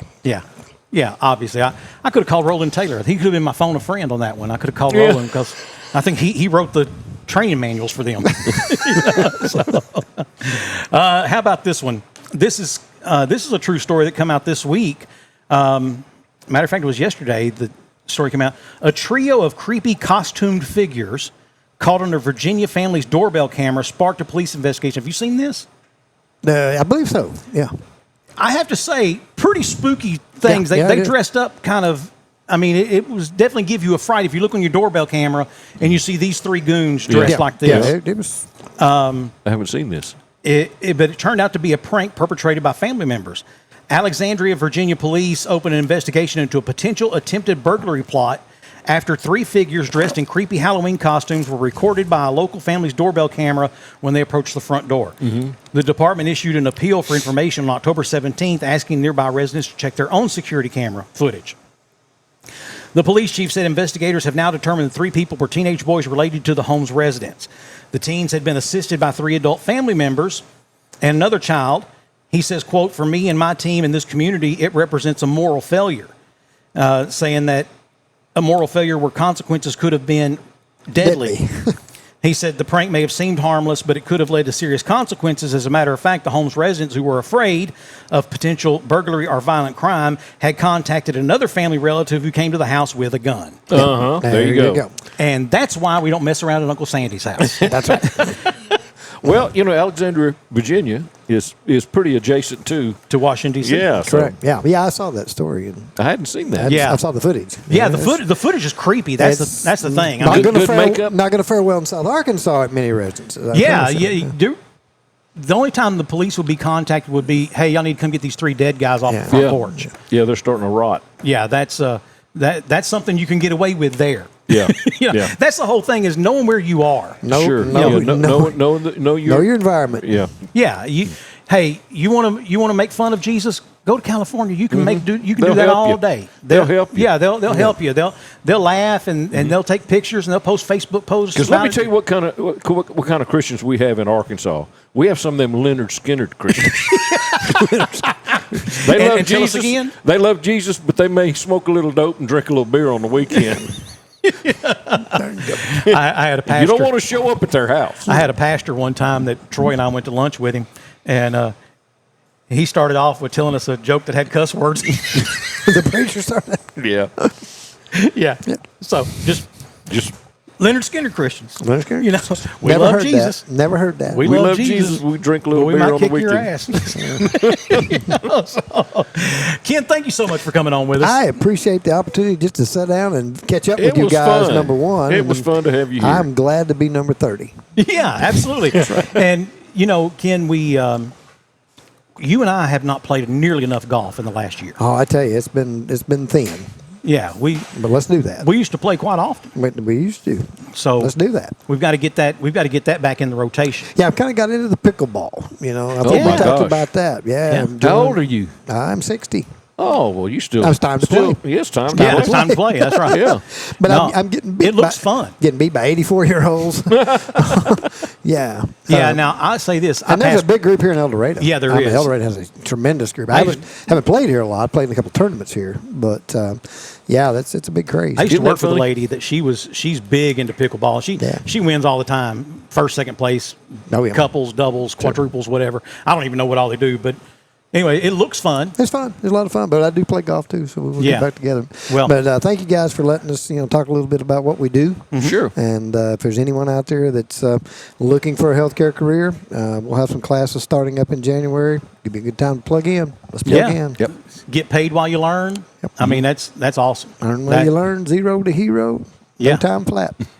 That's right. So check that out. Again, ProMedAmbulance.com. That's correct. For priority care. Yep. You can go for priority care, and then our locally 870-864-0911. Right. Is the number to call there. And anyways, check it all out. Dial all 7 digits. 864-0911. Yeah. You dial 911. You'll still get me, but you'll still get us, but it'll be a little different story. Makes a lot of people go.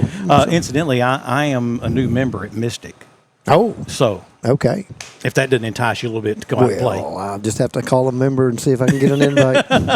You've got one. Yeah. Standing invite. Yeah, we did the medical standby for the tournament, and that is an amazing course. Oh, isn't it amazing? Oh gosh, it's just wow. That's something of that magnitude happens in such a little bitty town like El Dorado. Yeah, and people need to come out and see that. Yeah, that's just an amazing. Talking about the Epsom tour. Epsom tour, yeah. Epsom tour, and it's I said Epsom like it's sponsored by Epsom bath salt. Epsom salts. Yeah. Epsom tour, and just to watch that. And Boomer's daughter, his oldest daughter, and I, we did the marketing for that the very first year. Yeah, okay. And then she left me high and dry, and because she had to have a kid. That whole maternity leave.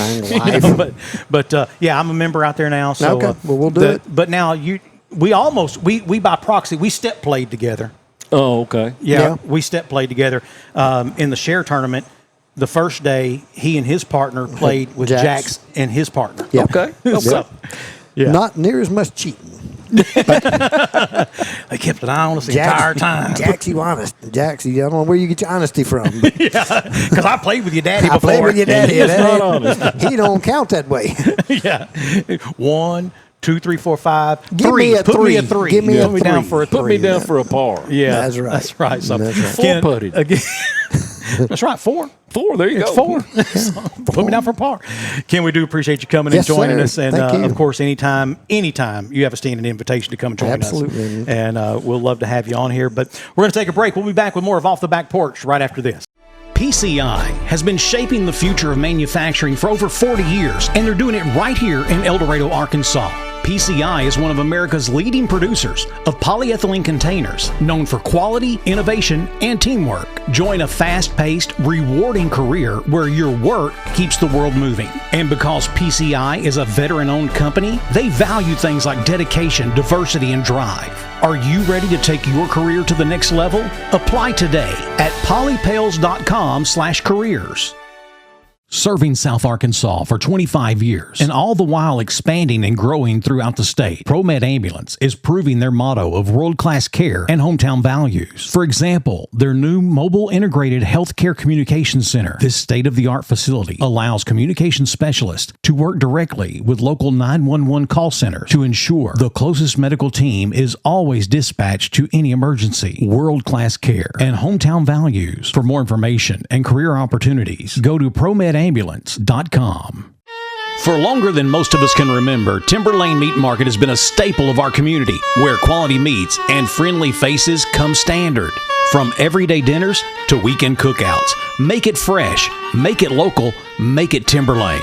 Be sure to check out the daily lunch specials and like us on Facebook.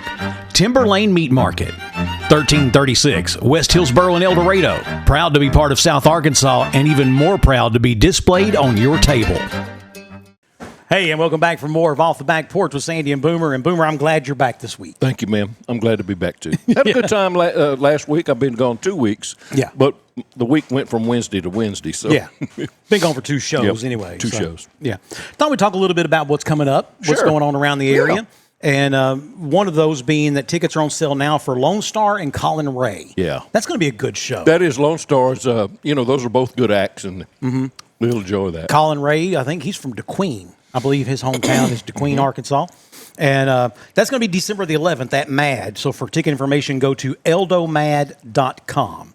Coming up Sunday, November the 9th, Rhett Walker's Look at God tour, going to be at Emmanuel Baptist Church. Yeah, and tickets are on sale for that, and it's going to be a good concert there at the church. It's going to be a good show, yeah. And I believe that's on a Sunday night. Mm-hmm. Sunday night. Sunday night. That's going to be a good show. And if you don't know him, just Google him, Rhett Walker. Very talented. He is. Super talented guy. Great voice. Let's see. Coming up this Saturday, Fall Festival is going on at Northwest Baptist Church. They asked us to be sure to mention that. 5410 Northwest Avenue. Food, fun, games, bounce house, and hayride. Uh-oh. Boomer and I went on a hayride. Well, we didn't actually go for Halloween. On the hayride. We went with the hayride. Yeah. But we had a good time. I remember being on a trailer. Did we get on time. there? Okay, Yeah. okay. But I think we went more than 1 year, didn't we? Probably. But we followed one time. Mm-hmm. And then one time we got up ahead of them and jumped out and scared them. Yeah. That was fun. My dad was with us. Uh-huh. Yeah, that was fun. You bring back stuff that I have no remembrance of, that I have to be, old minds. Let's see. South Arkansas Art Center says it's time to get ready for the holiday season. They're hosting a watercolor painting series led by local artist Nancy Williams. Participants will create handmade vintage Christmas cards. Whether you join for one evening or all 4, you'll leave with a hand-painted greeting card to share with loved ones or treasure for yourself. Each of the 4 handmade vintage Christmas card sessions will feature a different card design. So starting November the 3rd, the class will create Golden Joy, a glowing gold ornament accented with red, berries, and greenery. Okay. And let's see. Then on November the 10th, they have Oh Christmas Tree. And then Christmas tree. Yeah. Oh, Christmas. And on November 17th, they have Merry Bubbles. Merry Bubbles. Mm-hmm. Wonder what that's about. Yeah. It's $25 for each session. And again, you can call the Art Center at 870-862-5474 for more information.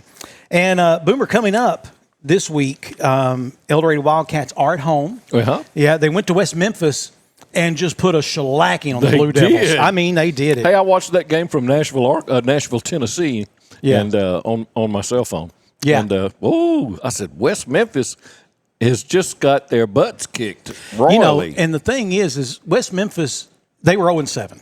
Okay. Yeah. But almost every one of their losses was like a 1-score loss. And they've always been a powerhouse. They've always been tough. Mm-hmm. And they have a whole new system there. I'll tell you something.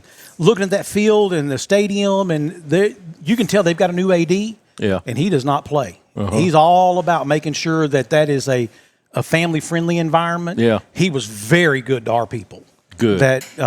Now, we did send a sheriff's deputy with our people, and nothing against West Memphis, but we did know that a bunch of people have exiled themselves from Memphis over to West Memphis to try to avoid the National Guard. And so we didn't want to run into any situations. It's no secret that West Memphis is one of the most dangerous cities in the country. Right. And but we had our people never felt a thing as being unsafe. It was a great atmosphere for them. One of the things that I noticed their new AD has done over there is he's put up a sign of all the championships they've won in any sport, and it just surrounds that stadium. And just reminding them, this is the heritage you come from. Yeah. This is who we are. Sure. And, and even if there wasn't a championship, it's like class of 1977, so-and-so, Major League Hall of Famer. Class of 73, so-and-so, starting quarterback for the Pittsburgh Steelers, that kind of stuff. I mean, it just, that's just reminding them of their legacy and their heritage. So our people had a great time there. Grant Merrill doing the game. Yes. And, of course, Grant, consummate professional. Yeah. He did a great job. And this week, the Wildcats will be back home taking on Jonesboro. And I will actually be in the booth for that. Yeah, I know you were coming out of retirement. And it's been 13 years since I've called a Wildcat game. So Sanford and Sanford. Yeah, Sanford and Son. Yeah, going to be in the booth. And, I'll be there with Jax, and we'll do that game coming up this Friday night. 6:30 pregame show with the Jason Hardy pregame show. And then, of course, 7 o'clock kickoff. And hopefully with another win. The Wildcats looking to sew up at minimum the 3 seed in the playoffs.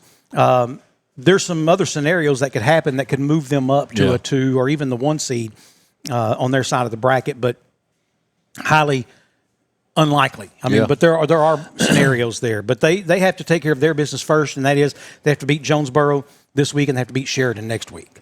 And Sheridan's turned their seasons around too. They're doing better than they had in the past. Yeah, there was a time where Sheridan had never beat El Dorado. Yeah, and now they were the Vanderbilt of our conference. That's right. That's right. It's amazing how much we can take the SEC and relate it to 6A football in Arkansas. Because to me, 6A football it's big enough that you can have every kind of offense there is, from a wishbone to a straight tee to a run and gun to West Coast style. You can have 21s. You can have a +1 backfield. Whatever it is you want, you could get that in 6A football. Very few players playing both ways, and also big enough that you should have your choice of a kicker who can kick a field goal from 40 yards out. Because some 2A schools, they just go for it. They don't have anyone because they don't have anyone who can kick, and they're like, look, I could teach him how to kick, but do I want to spend all the time teaching him how to kick? He's also my free safety, or he's also my wide receiver 1. So they just go by 6 and go for 2 every time. Just go for 2 every time, right? And but it's going to be a great game this week. Fifth and goal last night with watching all the coaches and talking about it. Man, I'll tell you who I wouldn't want to play right now. And that's Junction City. Yeah, I mean, I wouldn't want to play them anyway, but listening to Coach Byron Jones, the defensive coordinator last night, and he's just talking, talking about greedy. He said, we want to be greedy. We want to play dragon football. We want to try to take the ball away from you on 1st and 2nd down. And he said, that's what my guys know. That's our job. Go out there and get that ball from me on 1st or 2nd down. Yeah. And if you're not tackling, jerk. Yeah. He said, he didn't say this, but someone else was telling me, he said, one of his kids came running off the field with the ball and handed it to him. Said, "You said you wanted the ball." He said, "Yeah, but that's theirs. Give it back to them. Just throw it to their sideline." But he said, "You wanted the ball, Coach. Here it is. Go get me that football, okay?" Okay. So, how about some water? Yeah, but looking forward to it. El Dorado. It's going to be a good game. Jonesboro's coming in 4-4. El Dorado's 5-3. Is Sheridan the last game before? Yes. Before the playoffs? Yeah, Sheridan will be the last game before the playoffs. It's going fast. Isn't it though? It is. It is. And what's so funny is and you know this from experience. We start every football season in shorts and sunglasses, and getting sunburns if you're sitting in the sun in the stands, to finishing the season up bundled up. And that's what makes football season to me. Yeah. Of course, all those years of doing those games with Scott Reed. Yeah. You always knew you were playing the day after Thanksgiving. Most every year, almost every year, we were playing the day after Thanksgiving somewhere. And I can only think of once that we played that game at home. The rest of the time we had to go to Jonesboro. Jonesboro. Or Mountain Home or somewhere like that. Yeah. Greenwood. Yeah, couldn't forget about Greenwood. Yeah. But, anyway, it's should be a good game this week. Cannon Jacobs, you can tell he's really come into his own as a senior quarterback. Yeah. He's going to be a wide receiver. Yeah, he's committed. He's going to be a wide receiver. And then also locally, Mitchell Polk, who's the Polk kid from quarterback Smackover. from Smackover, is going to he's committed. He's going to Arkansas Tech. And I really – Where's Jacobs going in? UAM. UAM? Yeah. He's going as a wide receiver. Yeah. And but anyway, Mitchell Polk, he said he went and visited, a number of places, but he really liked what the coaches, especially the offensive coaches and the quarterback coach at Arkansas Tech, they really made him feel welcome and at home. And so he said he thinks that's where he's going to go. And so that's awesome. I think that, of course, Don Harrison's head coach over at Smackover. And man, I tell you, the more and more I get to know him, and by get to know him, I mean just watching him on 5th and Goal, the more I like about him. I like when he talks about his football philosophy. Yeah. I like when he talks about, and listen, he could send a coordinator, or he could send one of his other coaches, but every week he shows up. And nothing against the ones who do. I realize you got a life outside of us, but Coach Harrison shows up every week. Jason Porter down at Strong, man. And what he's done with that program down there, I think 3 of the last 4 state championships have had to go through Strong. Yeah. Of course, they're making the playoffs again this year. Are they still an 8-man? They're an 8-man still, yeah. And they seem to be thriving at 8-man football. And I know they won the state championship last year, and I think 3 of the last 4. But anyway, he shows up every week, talks about their game that they had and the one they have coming up. There's been a couple of issues where Jonathan Hicks, coach from Parker's Chapel, couldn't be there because of other commitments he had made, and he had told us that at the beginning of the season. Yeah. But again, all these coaches, whether they're coordinators or head coaches, we really appreciate the fact that they come and sit down and talk to us about it. And I want to be there so badly to talk to Byron Jones, for example. I just remember, when he was being recruited out of Junction and going to either LSU or Arkansas, and he ended up at Arkansas. And, I think that's awesome. He comes back to his hometown. Mountain of a guy. Oh, my gosh, yeah. and he's got one. I saw the other day, their offensive line at Junction, the shortest guy is 6'2". Really? They've got some big Who's also the lightest guy at 334. Oh, my word. That's unheard of. If I'm not wrong, that's what I read the other day. That's unheard of. Wow. And then they've got a kid who plays defense that's like 6'6" and runs like a 4.5 and a half, 4.55 or something. He's fast. And he's 6'6". Man, how do you game plan against that guy? You can't. You got to quadruple team him. Throw it high enough and he can catch them all. When Bijan Jackson was at El Dorado, most schools, here was their game plan. We're going to double team him. And then when they figured out that wouldn't work, so they were triple teaming him. Well, now you're leaving the whole other side of your offensive line. I remember we had this one team, and they were asking the coach from that other team that we were going to play, and I don't remember if it was Parkview or whom it was, but they were asking, how do you game plan for Bijan Jackson? We've got the best offensive guard in the state, our offensive tackle in the state. Let's just see him go man-to-man with him. Boomer, I think he had 4 sacks in the first quarter. Bijan was in the backfield as much as the running back was. I mean, you may have had the best guard in the state or tackle in the state, but he was no comparison to Bijan. He wasn't a Division I best tackle in the state. My thing is the best guy on your team doesn't mean the best guy ever. And that's what I think. Because I've heard people say, "Oh man, so and so could play at any level." I'm gonna tell you what my coach complimented me on one time. He said, "Troy, you're all we got. There's no one else, or I would put them in ahead of you." And and it didn't hit me until I was an adult that I thought about. Now, why would a coach tell a kid that? So that later in life you would think back on it and be like, hold on a minute. I was wearing that as a badge of pride. I mean, okay, we were the top class in Louisiana, and it was 4 then. 4A, yeah. And we moved up. Morgan City had been 3A forever. Well, we go in and go to 4A, and I was playing. If you were a sophomore, you played on the JV team. They didn't have any sophomores, you know. So one day the head JV coach comes in there, and he was a former Detroit Lion. He was a big black man. Wow. And he goes, and he had a big voice, says, "Troy, get your gear, come with me." I said, "What have I done now?" He said, "Where are we going?" He goes, "Get in the truck." And he takes me over to the varsity practice field. He goes, "Get out." He was mad because coach was taking me. Losing his so there were 2 sophomores that went to the JV, from the JV to the varsity team. It was me and another guy, and he and I still communicate on Facebook. And Charles Williams, Putter is his nickname. And so I was varsity for 3 years and started played half the time my sophomore year and we ran the wishbone and started at fullback in junior and senior year. So I thought I was something, you know, until he called me and says, "Barry," and they all called me Barrios. Nobody called me, "All right, Barrios." He goes, "Listen, son, you're all I got." He said, "I'm gonna have to." He said, "You're gonna have to get better at this." And here I am, 53 years later, and still remembering how that guy really... What you lack in speed, you make up for with a lack of size. And what you lack in talent, you make up with for a lack of initiative. So like Fro said...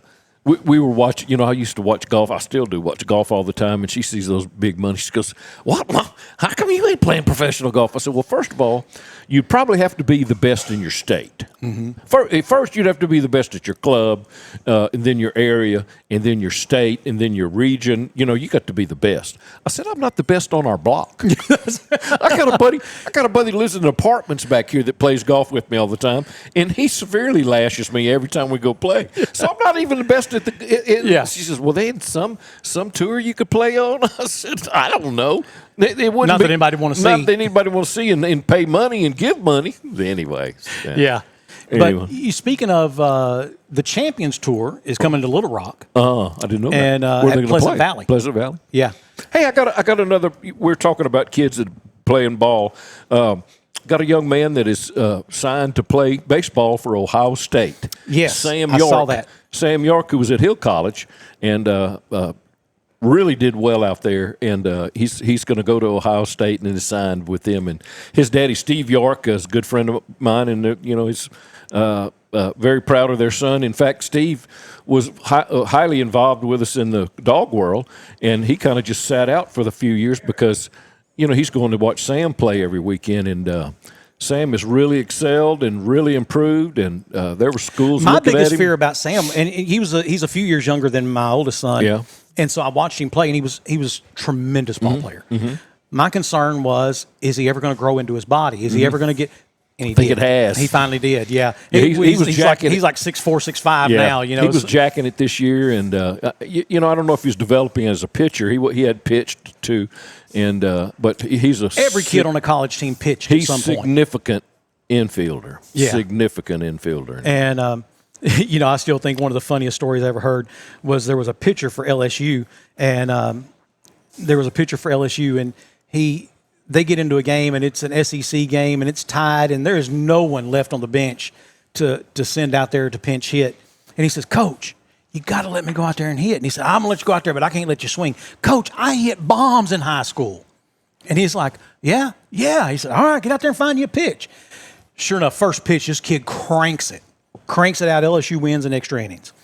After the game, they're in the post-game interview, and he's telling the story I've told you up to this point. "I hit bombs in high school." And they were like, "Yeah." And he said, "Unless my high school coach sees this," he said, "I never swung a bat in my high school years." And the head coach of Arkansas was like, "What?" Or for LSU was like, "What?" He's like, "No, coach, they wouldn't let me bat in high school." So the first time since junior high, he goes out there with a bat and cranks a home run in extra innings. On the first pitch. Wins the game for him. It's a game in extra innings. Just always, you know. But there's guys who live that kind of. You're one of those people who live that kind of life, just that enchanted life. Yeah, just things just happen. Hey, let me tell you. You know, I talk a lot about dogs, but where I was I call it the Super Bowl of the dog world, and there were over 1,000 dogs. There were 1,000 dogs there from far away as Canada. And we've got a buddy that's in our training group that's from East Texas. And pros, mostly, there's some pros that ran 25 dogs. Golly. And that being able to do that physically is a feat. But this guy had 8 dogs, and he's got some dogs that have gone through the Grand Hunting Retriever Champion. And you have to pass 5 days, 5 different levels, and 5 different tests, and then you have to do that 2 times in a row to get that title, Grand Hunting Retriever Champion. So he's got some on his truck that have done all this, this wonderful breeding and all this, and they all those got eliminated. He gets to the 5th round, the 5th flight, and he's got 1 dog left, and she just nails it.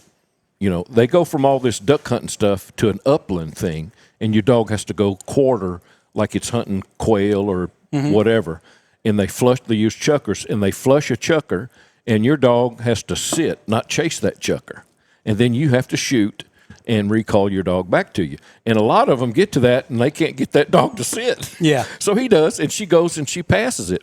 So we're saying, Charlie, who is this dog that you had? He said, oh, her name's Maggie. He said, and the thing is, he said, we don't even know who her daddy is. I know some people like that. This guy got she come from the pound. This guy, well, it has to be a full-bred dog before they'll, he says, because this guy had 2 male labs and they don't know which one. So she don't even know who her daddy is. And so she's a Grand Hunting Retriever Champion, step 1 so far. And all these highfalutin dogs with all these titles behind their name and all them out. So is it just labs? No, it's any purebred dog. We have some, there'll be different, the little spaniels and stuff like that. There's not many of them. It's mostly labs. Some people have run. I ran with a girl down in Texas that had poodles because poodles were originally bred for hunting, and she ran poodles. And then there's Jack Russell Terriers. No, we don't have Jack Russell. You don't have Jack It's Russells? all retrievers. Oh, okay, that makes sense. Yeah. Yeah, the golden retrievers. In East Texas, a good Jack Russell costs you a week's worth of pay. Yeah, a lot of money. Because they're tree squirrels. Yeah, tree and raccoons and things like that. And there's competitions for all that too. Yeah. There's rabbit competitions and of course coon competitions and so yeah. But it's a fun thing to go. And there's guys that have been. I'm friends with a guy that is kind of the. I don't know what you'd call him, the grand poobah of this event, and he has his kennels up in northeast Arkansas, and he had 25 dogs, and he has all these wonderful dogs that people leave with him forever. It's like having race horses. You don't ever bring a racehorse home. They just come and get them for hunts, or they just play in the game. Those dogs are some of them they don't ever hunt. They just play this game that we do then. And we admire those guys or watch them. And him and his name's Chris Aiken, and there's another guy named Chris Jobman that were both in the same flight, the last flight that we had of this week, and we had a very hard test. That they had to go through this little narrow area that had downed logs and all this, and they had to get through that to go to a blind 100 yards out in the water, past that on a point of some grass. Well, most everybody, all those dogs wanted to stop right there where all the logs were, and the trick was to get them on past it. Well, we saw a lot of guys just blow up and fail. After you've blown so many whistles, the judges say, go ahead and call your dog in because you're done. And so we were watching these guys, and they had a couple that didn't make it, but they figured out how to do it to where they lined up and where they let the dog go to and what whistle they blew. And those 2 guys figured it out, where a lot of the other handlers didn't figure it out. So it was that's what I'm saying. It's kind of the Super Bowl of hunting retriever champions to watch those guys. If you can take your dog and send it 2 football fields or a football field and a half away from you that they didn't see to a blind and retreat, they're still minded, and you blow a whistle and they listen to you, and plus this thing that they were going through, they had already picked up a duck right at that spot, so that made them want to stop right where they said, well, if I got a duck here before, there must be one here now. So the trick was to get them past that retrieve. So it's a lot of fun.